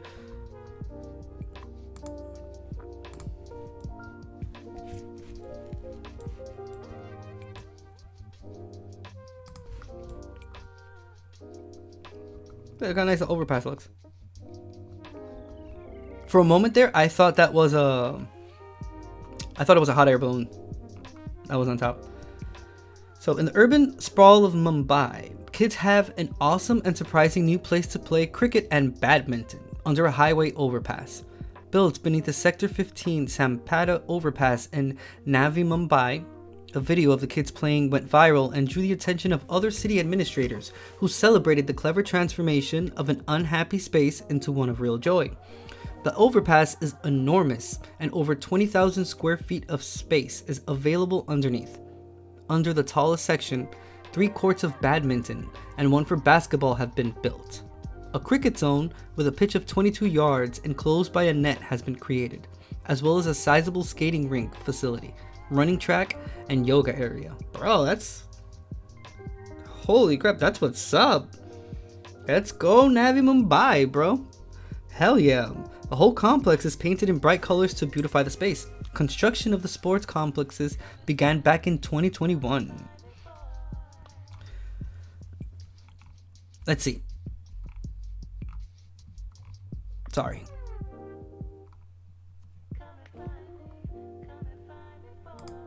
Right now Navi Mumbai में हूं मैं एक bridge के नीचे जहां पे हम लोग क्रिकेट खेल रहे हैं वो लिटरली ऊपर से गाड़ियां जा रही हैं हम लोग यहां पे स्पोर्ट्स खेल रहे हैं बिकॉज यहां पे ऐसी फैसिलिटीज बनाई गई है ब्रिज के नीचे जहां पे आप आके खेल सकते हो ये बास्केटबॉल कोर्ट है अगर आपको बैडमिंटन खेलना है तो ये भी आप यहां पे आके खेल सकते हैं ये कंप्लीटली फ्री ऑफ कॉस्ट है कोई भी आके खेल सकता है जब भी खेलना है अभी तो क्रिकेट खेल रहे हैं Bro, I need to learn another language, dude.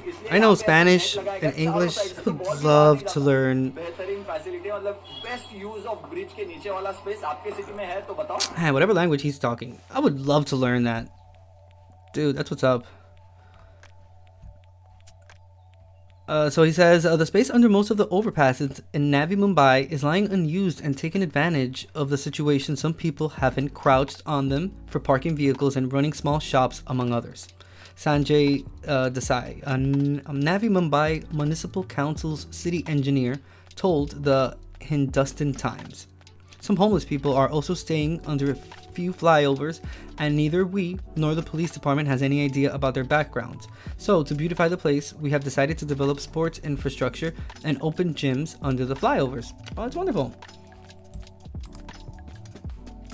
Hey, that's great. Shout out to them. A round of applause for Mumbai there. They're not going to let me read the Gold Digger one, so let's skip over that one.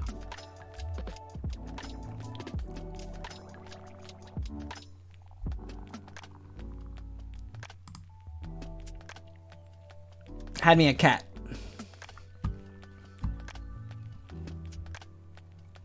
So listen to this. Almost every cat in viral TikTok video is adopted from the Kansas City Animal Shelter. Love it. Love to hear it. Love to hear it. Aww. So with the knowledge that dogs are easier to... sorry, I apologize. This was written by Andy Corbley, published March 28th, 2023.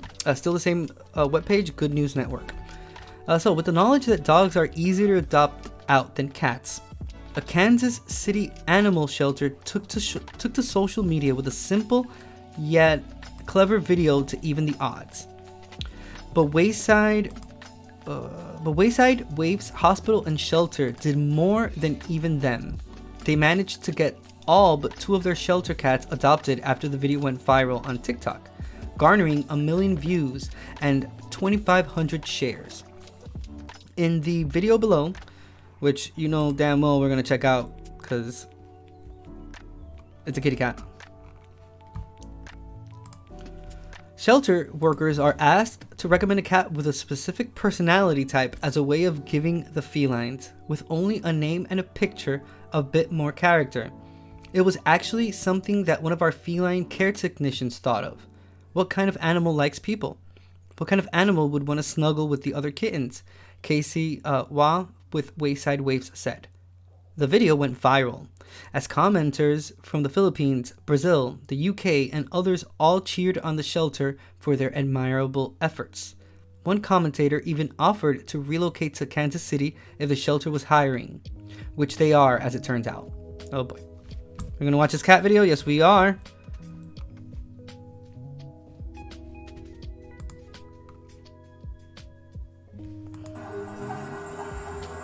Hold on. Can it start again? Dang it. Roy is quite the cuddler.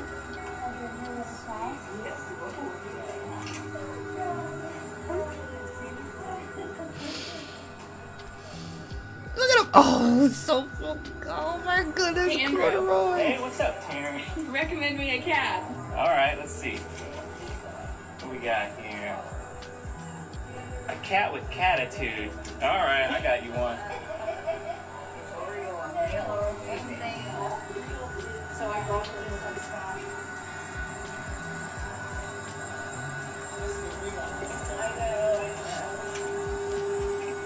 This is a sweet but unpredictable Treva.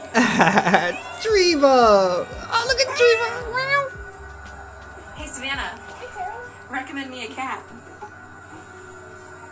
Cat that is low maintenance.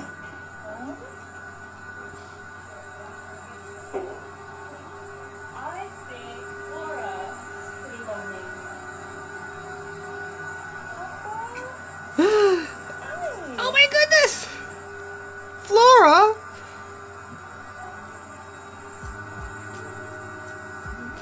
Oh my god, I love cats so much. I just Ashley. fucking I love them so Recommend much, me a dude. cat. Okay. Just watching them getting like a cuteness overload. Cat that has positive history with others. Positive. Oh, they spelled it This P-A-W. one. Oh, I love this place. I fucking love this video so much. Mr. Falco. Mr. Falco. Oh my goodness. Mr. Falco. Hey, that's small. Such a small. Hey, Sean. Recommend me a Sure. cat. Whatever you want, bud.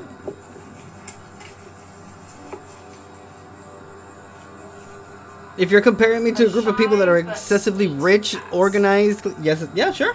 Whatever you want, buddy.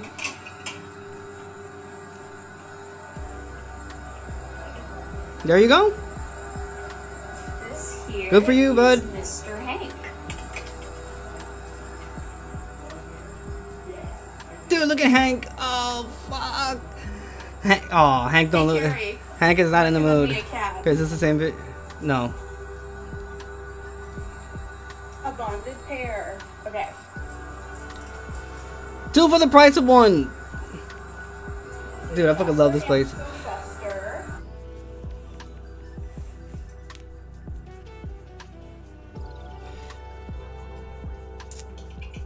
Bro, look at the bottom. It looks just like my cat, dude. Oh my god. There's this there's a song on TikTok now. It's a cute aggression song. Hey, Andrew. I fucking feel that to my bones. Recommend me I a cat. feel it here because it happens a lot. A cat that is playful, high energy. All right, let's see. Definitely got Nico right in here. He's a playful boy. Ingo. Oh, fuck, dude, look. Dude, cats are so majestic. It's like it's crazy. Look at him. Hey, Savannah. Hi, Sarah. Recommend me a cat. A cat that loves to be around people. I think Tubbs loves this. Dude, is Tubbs a fatty? Is Tubbs a chunky one? Oh. The name doesn't fit the cat very much. You call him Tubbs. I thought it was like a chunkier cat, but oh well. Hey, Ashley. Damn, not Recommend me a one cat. black cat?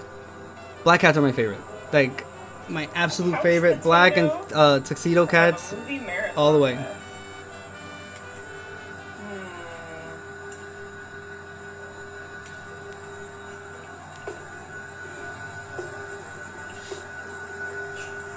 This is Bud. Yes! I knew they had to have at least one black cat, bro. Look Hey, how Sean. fucking beautiful, dude. Recommend me a cat.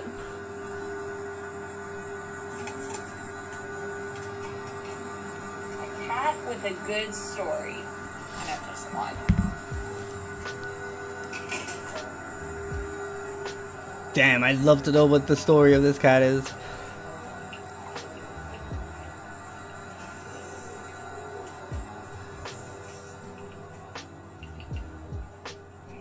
Here, down here, I got Cat Damon. Cat Damon. He came to us from another shelter, and they loved him so much that they threw him a goodbye party. Oh my god, dude, how could you call him Cat Damon and not expect a cuteness overload to just like happen out of nowhere?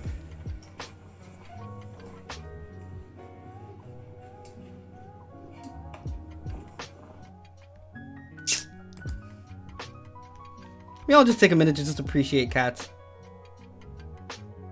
I mean, is there anything else more majestic than a cat? It's crazy. Loved it. Oh, that's pretty interesting. Well, hold on. Let's talk a little bit more about cats. Because why not? I'll tell you a story about when I got my cat. I went to a... It's crazy because I was actually arguing with my wife that day, and we decided, fuck it, we're gonna go get a cat. Well, we were arguing on the way there, and by the time I got there, it was almost closing time and whatnot, and we started like looking at some cats, and you know, very pretty cats. I just didn't feel an actual connection to it, to any of the ones that were there. There was a really beautiful tabby cat too. I thought about it, but it wasn't that. The feeling just wasn't there until they took me to the last room that they had. They could have like all the cats in, and they were like, "Yeah, we have this last cat here. His name is Jet." And I was like, "Okay, cool. Let's check him out." Black tuxedo cat. I don't know. Yeah. Let's just say I heard that music they put when like people fall in love and shit. Like our eyes locked. I saw little hearts coming out. That shit was beautiful, bro. Like I sat and he came out of his thing, right? He just started purring and started like meowing, and I sat and he just sat on my lap, and I was like, "Yep, this is it. This is the one." And coincidentally, it was Oscar night. They were hosting the Oscars that night, and because he's a tuxedo cat, he ended up being free because it was Oscar night, and I guess he was already dressed up and whatnot. Best fucking decision I ever made. Mind you, he is a handful, I'm not gonna lie, but yeah, pet love is just it's incredible. I don't have kids, so I consider my cat my kid, so everything that my wife and I have, it goes all to our cat. He's had multiple trees at the same time. This cat he's had enough up until this point when it comes to like things to lay on, different type of foods. We're always giving him treats. He's a very spoiled cat. So that's my Chi-Chi for him. I call him Chi-Chi. That's my cat for me. You've probably seen him on my intro videos and whatnot. He's always somewhere present, because I love my cat like that. So I can completely understand these different type of cat personalities, because obviously once you have a pet, you can kind of realize that specifically cats, they're really different one from the other. So it's so awesome. It's so awesome. I mean, obviously you can get a cat that's an asshole, because all cats are assholes. In a general sense, it's just some have different degrees of just how much of an asshole they can be. I'm lucky enough to not have that much of an asshole-ish cat, but I've met cats during my life that, wow, a handful that's the least of it. These cats are like brought from hell, and I don't even believe in that shit. All right, moving on from kitty cats, because I would just put cat videos the whole day. Like if it were up to me, all I'd do is put cat videos. But we'll read this next article, and I find really interesting because I've seen it firsthand, and I actually I didn't go to the farm. I was driving around it. They had this really interesting setup where they had it's like these type of like masks on some cows, and they had them on their butts as well. and they would like accumulate methane in that manner, and it was being used for the actual farming. So it just makes like that circle. Instead of having that methane go up into the atmosphere, they're using it for soil and whatnot, and I think that's extremely interesting. So maybe this article that we were about to read has something, it goes hand in hand with what I just said. So this is called, this article is called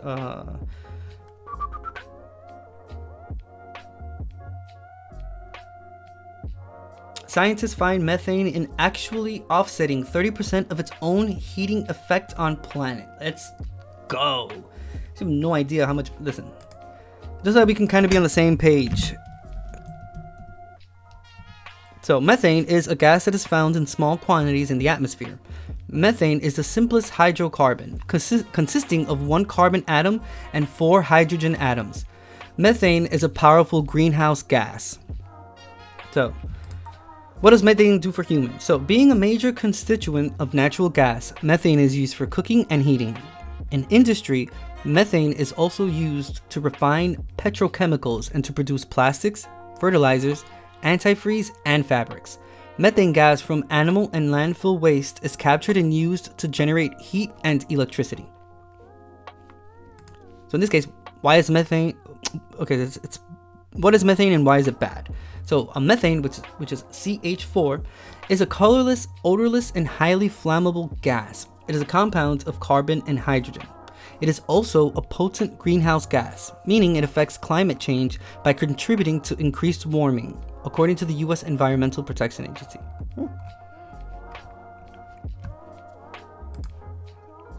Interesting. So now we beg the question: how much methane does? All right. So how much methane does a cow produce in its lifetime? So, just so that we can be on the same page, I'm reading off of the University of California, Davis. Shout out California Forever. A couple hours from where I am, but California Forever, my dude. Feel sorry for you. Everyone else in all the other states, but California Forever. Cows and Climate Change, Making Cattle More Sustainable by Amy Kinton. This was published June 27th, 2019. So,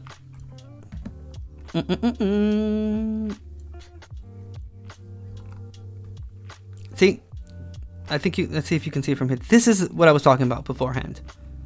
So it's, I've seen the smaller version, I guess, because this was published in 2019. There have been advancements when it comes to it, and there's like differences now, so it could be a lot more compact, but it's something like this here. So the plastic chambers help measure the amount of gases coming from the cow's stomach more precisely. So each year, one cow can belch 220 pounds of methane, which is 28 times more potent than carbon dioxide. Now, if you've ever driven on the I-5, that's either heading southbound or northbound from San Francisco to Los Angeles or vice versa, at some point, you're going to get a smack if you have your windows down because you're enjoying this beautiful California breeze. At some point, you're going to get you're going to have a really big smack on your face from this extreme smell of death that will suddenly permeate the whole environment in which you're driving on. And it smells like shit and death and rotten eggs if it were put together and kind of combined in a bowl. And that smell is probably 5 to 7 miles long. If you don't know, that's Harris Ranch. They have that horrendous and let's see.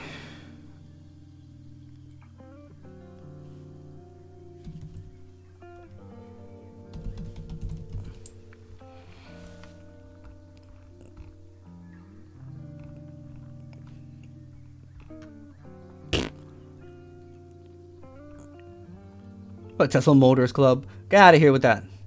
It's crazy because the main Tesla production site, or one of them, is pretty close to Harris Ranch, which is also weird because Harris Ranch has a hotel that you can stay at in the middle of like the whole smell of death, and I just don't understand how that could be, how that could still continue.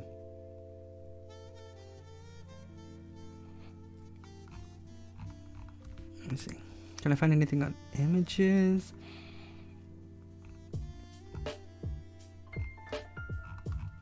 Let's see. Harris Ranch.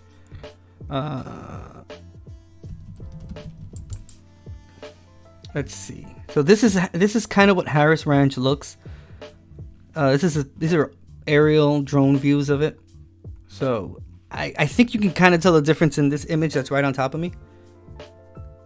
So everywhere else is green, but that portion of land that Harris Ranch owns is completely brown. There's a reason why. So this is how, let me see if you can see it from here. This is how the ranch looks. And let's see, it's right, this is the highway, so this is the 5 right here. And the hotel is somewhere kind of like down here and whatnot. But yeah, it's completely unsustainable, and the amount of methane that's produced in this ranch is crazy. There's documentaries about it and whatnot, so there's plenty of information out there. What I can say is that they have been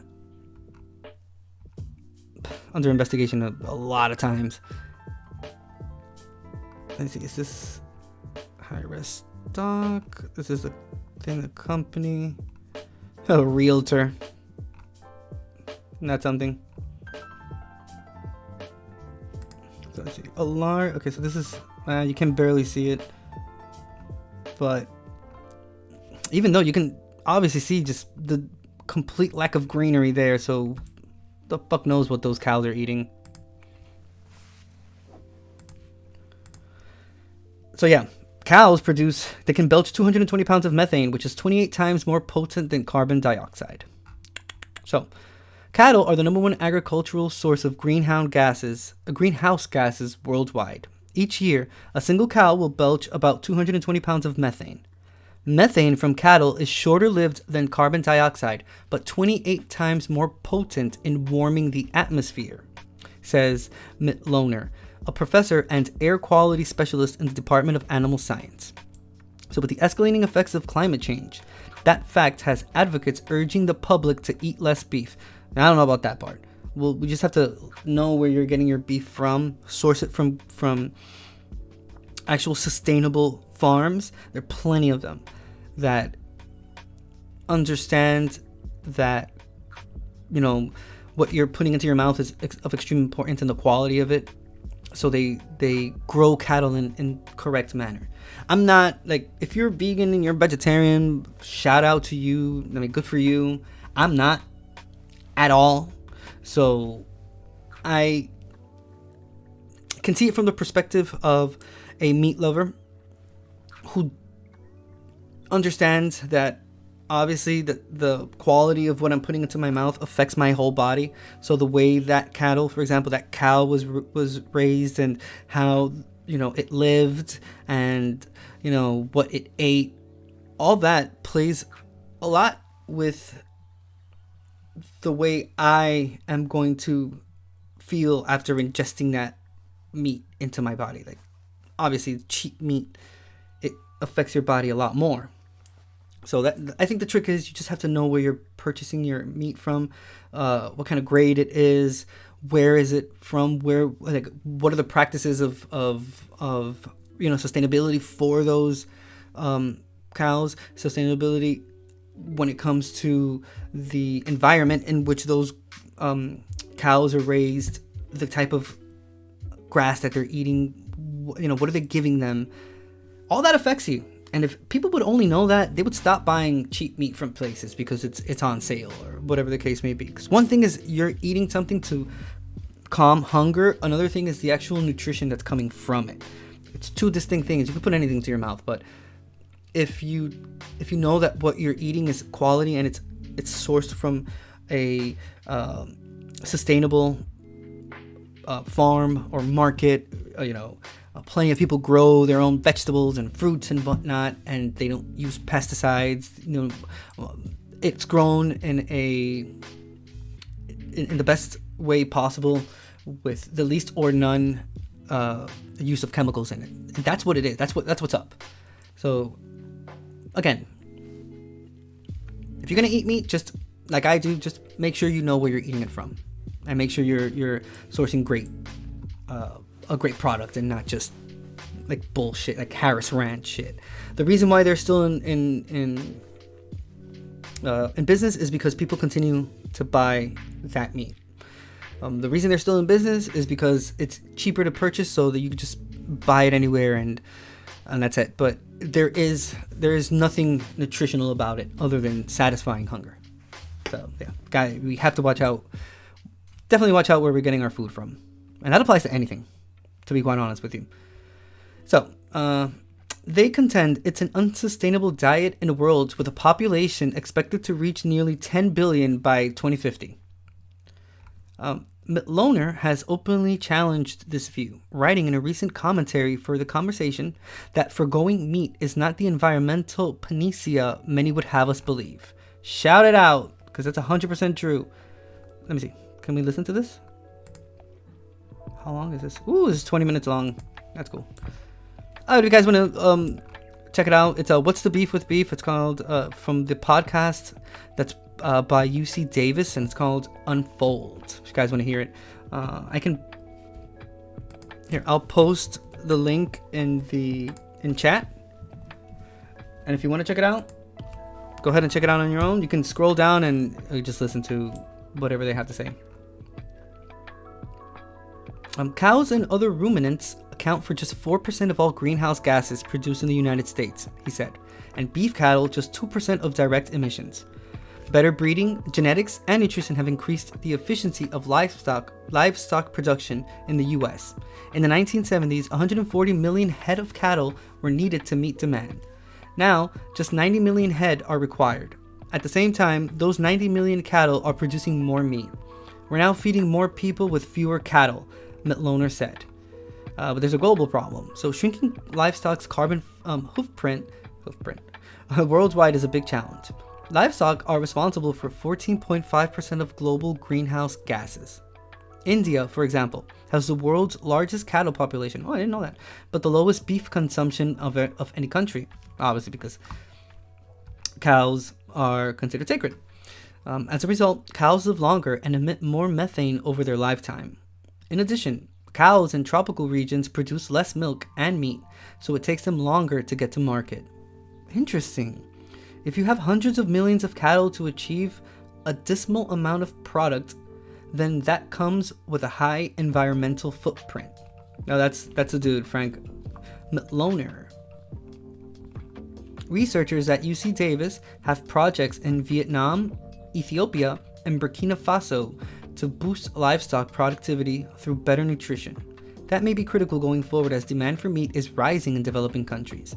So we expect by 2050, there's going to be a 300% increase in beef demand in Asia, said Ermias Kibriab, a professor of animal science and director of the UC Davis World Food Center. A new diet, which would be the title of this next part I'm going to read.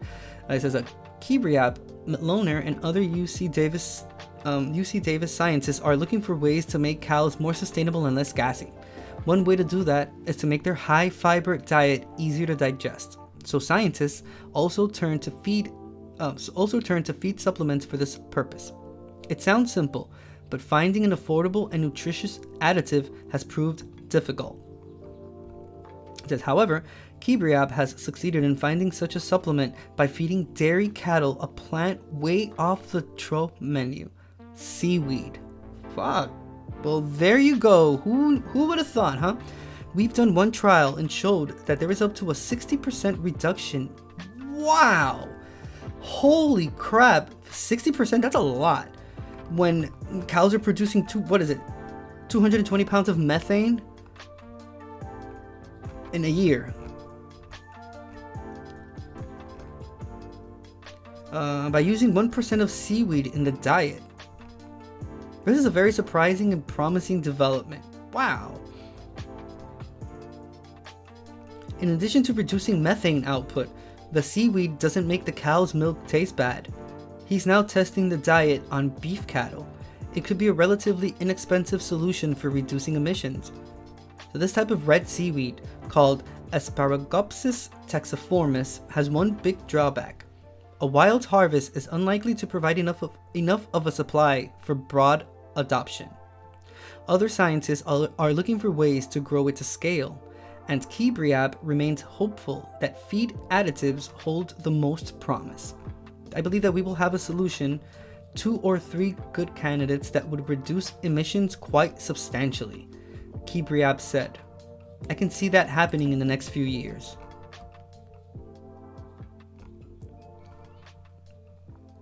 So listen to this. So cows is part of the climate change solution. Besides emitting greenhouse gases, another common criticism of beef production is that cows take up nearly half the land in the United States. Overgrazing those lands can degrade soil health and biodiversity. Yet researchers argue that, managed correctly, cows help restore healthy soils, conserve sensitive species, and enhance overall ecological function.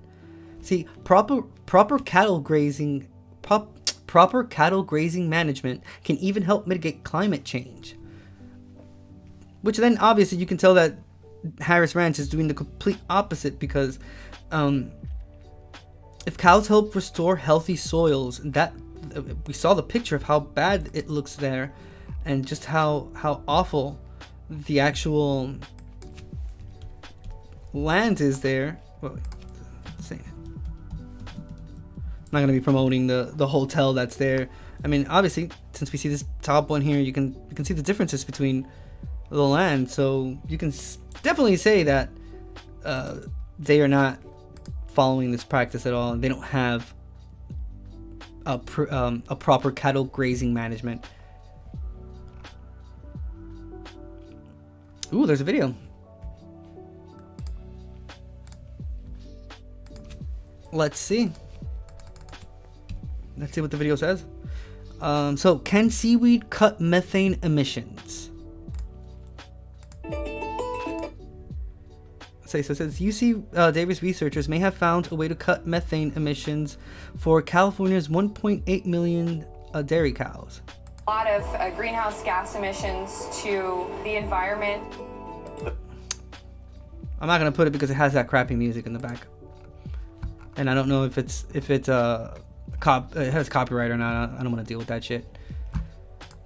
But let's see this one. So, scientists find methane is actually offsetting 30% of its own heating effect on planet. Again, it was written by Andy Corbley, published March 28th, 2023. I'm reading off of goodnewsnetwork.org. So, So, although methane is harmful in its effect on our climate, a new study of the greenhouse gas shows that its effects are not as intense as previously thought.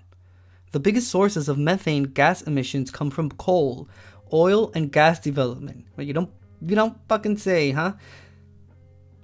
Although emissions from agriculture are probably the most heavily publicized. Of course, because they're trying to blame something else to not have to deal with the actual issue that it's those 3 things that are causing it the most: coal, oil, and gas development. As the planet absorbs heat from the sun, it would naturally radiate this long-wave energy back out into space. But greenhouse gases trap the heat inside the atmosphere, causing the greenhouse effect. Now, if you've been living under a rock your whole life and you don't know what the greenhouse effect is, I got you. What is a greenhouse effect? Now I'll just read something short. I'll read it off of Wikipedia so it can be short. So, the greenhouse effect is a process that occurs after energy from a planet's host star goes through the planet's atmosphere and heats the planet's surface. When the planet radiates the heat back out as thermal infrared radiation, greenhouse gases in the atmosphere absorb some of it, heating Earth's lower atmosphere and surface. By trapping heat near the surface, they also cause the upper atmosphere to cool, reducing the amount of heat emitted into space and causing Earth to absorb more energy than it emits. Without the greenhouse effect, the Earth's average surface temperature would be about minus 18 degrees Celsius, which is about minus 0.4 degrees Fahrenheit, compared to Earth's 20th century average surface temperature of approximately 14 degrees Celsius, which is about 60 degrees Fahrenheit. In addition to the naturally present greenhouse gases, human-caused increases in greenhouse gases are trapping greater amounts of heat. Burning fossil fuels has increased atmospheric carbon dioxide by about 50% over pre-industrial levels, which is the primary driver for global warming of about 1.2 degrees Celsius, which is about 2.2 degrees Fahrenheit. So I guess we're on the same page with what the greenhouse effect is. So scientists at the University of California, Riverside have now found that methane also absorbs shortwave energy, which, through the creation of cooling clouds, actually cancels 30% of its own heat. Wow, the heat which the gas has created in the greenhouse effect. Specifically, it creates more low-level clouds that offset the shortwave energy from the sun, and fewer high-level clouds, which increase the outward radiation of long-wave energy from the Earth. This has implications for understanding in more detail how methane, and perhaps other greenhouse gases, can impact the climate system, said Robert Allen, UCR Assistant Professor of Earth Sciences. Shortwave absorption softens the overall warming and rain increasing effects, but does not eradicate them at all. They also found, as Allen says, that methane cancels 60% of increased levels of precipitation predicted under global warming models. Yet more good news for cities and towns around flood zones. Crazy. For a number of reasons, this could be a revolutionary discovery. The EPA says that methane's greenhouse effect is 34 times that of CO2. Using the US as an example, methane accounts for only 10% of the nation's emissions.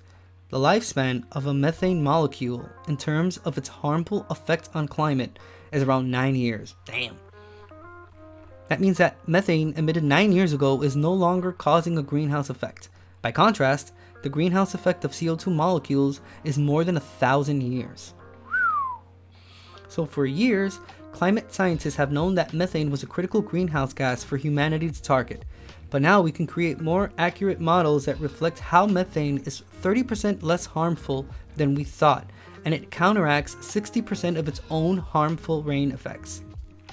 In a paper published in 2021, Intergovernmental Panel on Climate Change, the IPCC member and Oxford member of Geosystem Science, Miles Allen, showed that over-accounting for methane's effects, particularly from animal agriculture, risked the reputation of environmental policy and undermining public confidence.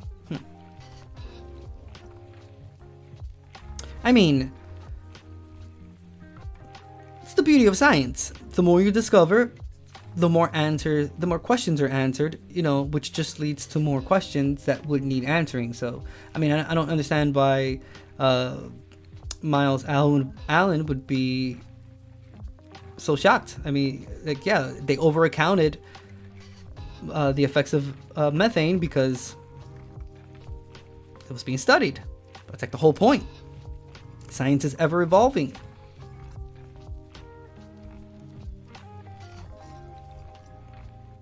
Where are the other ones? There was a whole bunch of them here. Let's see.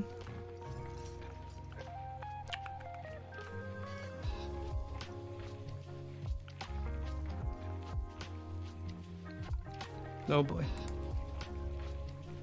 Newborn calf with smiley face markings is named Happy and will graze on a farm for the rest of his life. Bruh.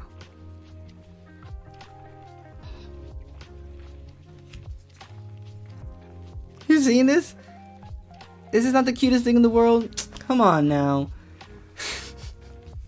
Dude, I'd keep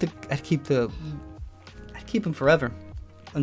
As long as he's alive, I'd keep that cow. His name is Happy. I'd keep Happy as possible.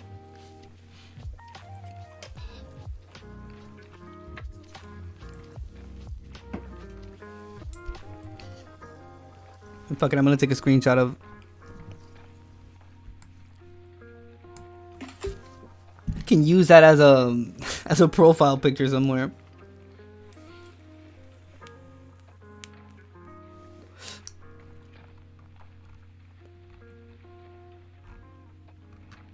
Wait, let me get a little nicotine fix. Be right there.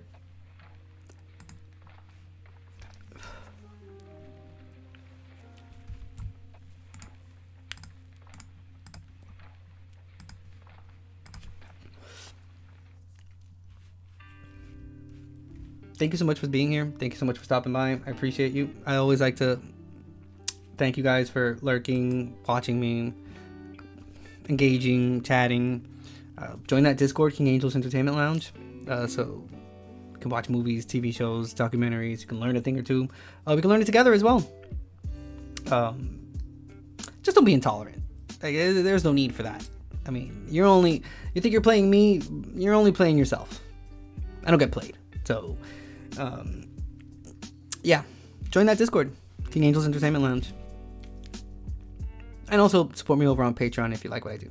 $2 a month, you get a whole bunch of benefits. Dude, that's a deal right there.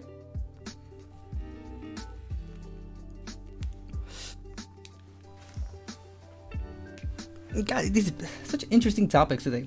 We've gone through some awesome articles, and one thing leads to another that leads to another, and that's the beauty of information. You start with one thing, and you can go down a rabbit hole and just learn so many things that have to do with that original topic that you were trying to look into. I mean, we started with coffee and poop, and here we are with a cow named Happy that has a smiley face on his belly.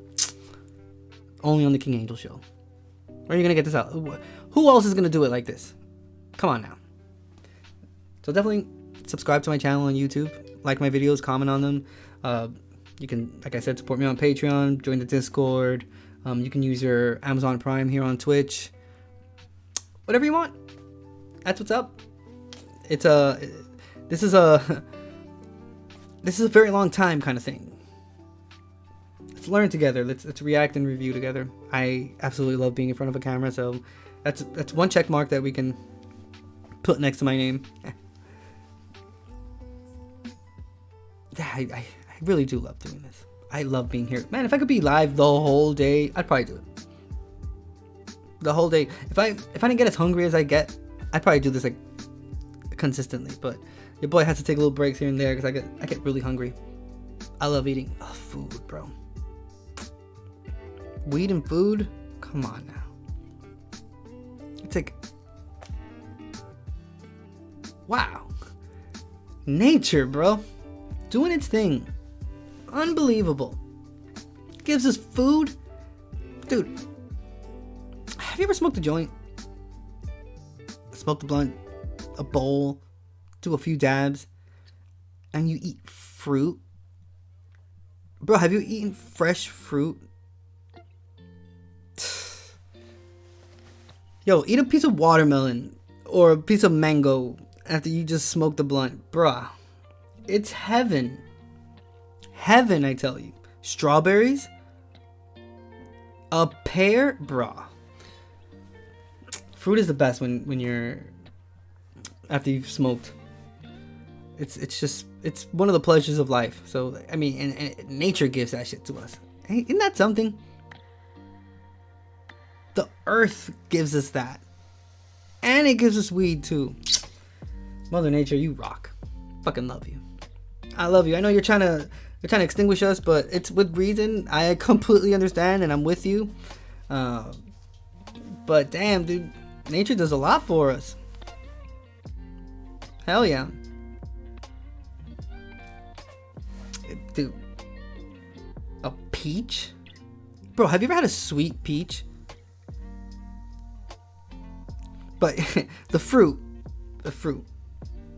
Although an ice peach is admirable, let me tell you, but not that kind of peach. The fruit in and of itself, bro, have you ever had a fucking peach in your life? Like a sweet...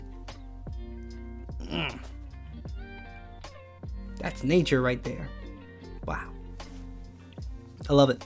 So seeing this type of thing, it's just fucking warms my heart. That's what's up.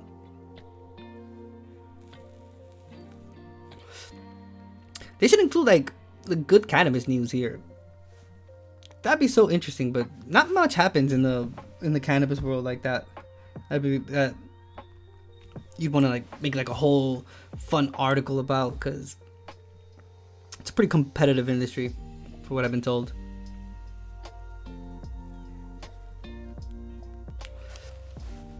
But yeah, my advice to you is smoke weed every day. Get yourself some fruit. Dude, a cup of assorted fruit, bro. DR, they have they just have like the guys that sell fruit in the little carts. They cut it up for you right there. They put some honey on that, bro. That's like heaven sent. A plate of fruit like that. That's what's up, dude. Hell yeah. So I highly recommend, if you're a stoner, eat some fruit after you smoke. I beg you. You'll remember me. You will think about me when you do it, and you'll thank me, because it's life changing. Some like mangoes after you smoke, bro. A mandarin after you just finish smoking a blunt. You get those little munchies. Like the beginning, it's not when you're like full blown, but just at the beginning, you're like, I might be a little hungry. Dude, eat a mandarin, bro.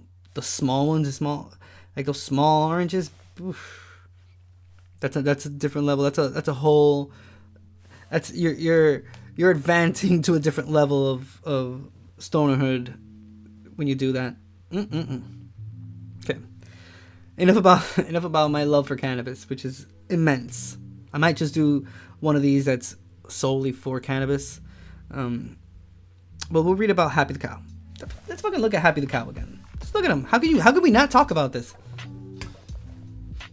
And I'll end the live stream with this last article, because Happy deserves it. So let's do this. Happy the Cow was never destined for greatness, born as he was a bull on a dairy farm. Yet despite his inability to produce milk, Happy had another valuable skill that began working the minute he dropped onto the grass of Barry Coster's dairy, making people smile. The Holstein calf was born with a smiley face on one side of his body, a result of the naturally random black and white markings typical of their breed. We've seen some number 7s or love hearts on the head, and a few strange markings, but we've never seen anything that resembles a smiley face before, Miss Megan Coster told ABC Australia. Upon finding Happy, Brian snapped a picture and sent it to Megan, who even suspected he was a victim of graffiti. I couldn't believe it. I actually zoomed in at first to make sure that none of our workers had added some extra lines or anything, she said. Happy is what is known in Australia in the Australian dairy industry as a bobby calf, meaning one that is surplus to requirements for replacing the existing stock. Rather than joining the mating bull herd, Happy's unique markings have landed him a role on the farm in perpetuity. Mr. Coster said many of his workers were keen to have him around as a kind of mascot.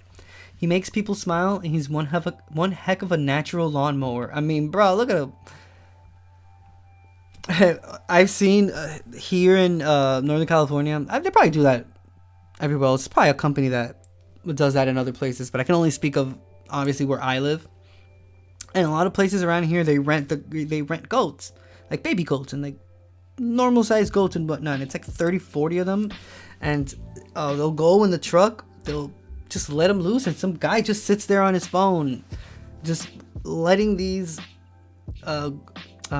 goats do their own thing, and they just eat all the grass. And that's it. Natural lawnmowers, and they're very good at it too. It's a win-win situation. The goats get to eat, the person that's there gets to just enjoy their day. The person paying for it gets their whole lawn mowed, and they're doing a service for goats. Bro, it's a win-win situation. That's what's up. Hell yeah. So Happy the Cow, round of applause for you. You did it, bro. Look at him. Dude, how cute is that? That's what's up.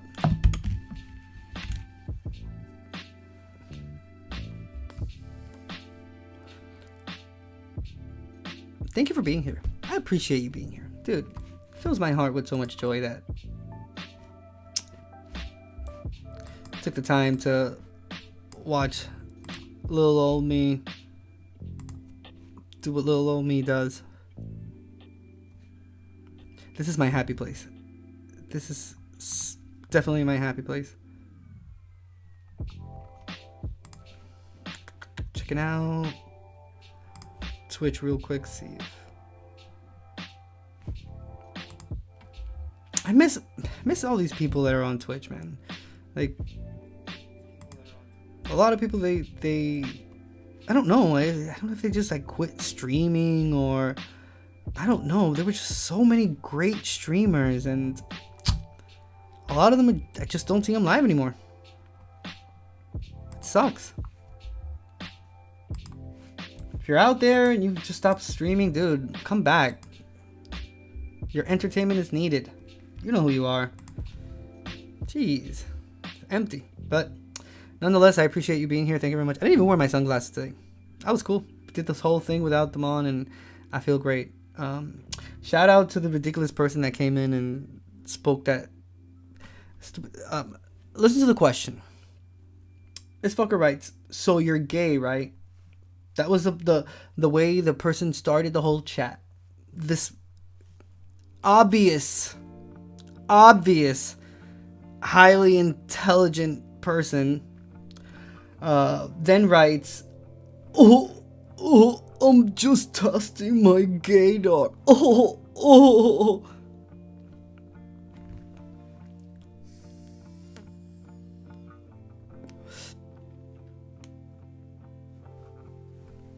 Did you gain something with that?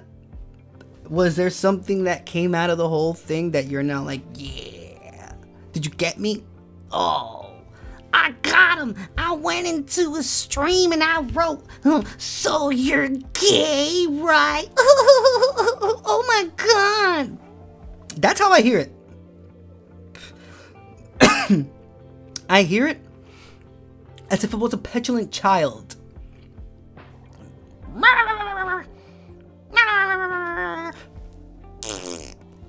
That's all I can tell you, bro. You sure got me, buddy. Holy shit, bro.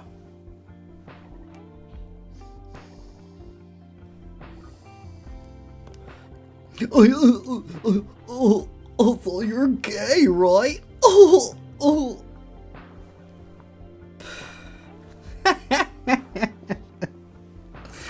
Yeah. You could tell that person that person's going far in life. Yep. That's a rocket science right there. That's a rocket scientist. Dense. Like they say in the South, bless your heart, bro. Bless your heart. He's testing his gate up because my man, this person walks around the world with a gaydar. He's like, beep, beep, beep, beep, beep, beep. Like that episode of The Office when Dwight asks Jim about, because he was supposed to like get him like a machine that would tell him if other people were gay or not. Which just so happens to be like one of those like the things that they used to like for like to hunt for like gold and shit and like metal and whatnot, a metal detector. What the fuck that is? Is that what your gaydar is, my dude? Bruh, you did it. You advanced in life, my dude. Alright. I'm not gonna continue on with this ridiculousness, because why? I had such a great episode today. Had a lot of fun. Everyone that stopped by, thank you so very much. If you watched me lurking, I appreciate that. Learn a little bit of tolerance, people. Like, nobody gives a shit about your personal opinion. When you get older in life, because children do that, like kids, like they do that. But when you become an adult, and you start adulting in life, and your perspective changes, and you start seeing life in a very different way. And yeah, unfortunately, the world still has. And you know what the worst part is? That person probably votes and probably reproduces. That person will probably one day make more of that same thing, and that's gonna be what's perpetually and consistently going on, and it's a curse that will never be broken. And that, dumb breeds dumb, and that's why we're in the situation that we're in today. So bless his heart. Like the Southerners say, bless his heart. Have a great day. Thank you very much for being here. This is the King Angel Show. I'm your favorite host, King Angel. I'll catch you on Monday for we'll continue on. It'll be day 3 of the merch line. I also have some cool things planned for next week for the variety show as well, but I do have to finish that merch line first, because that's the most important thing. Beyond that, like I said, I appreciate you being here. Thank you very much. Have a great day. Have a great weekend. This is the King Angel Show. Peace.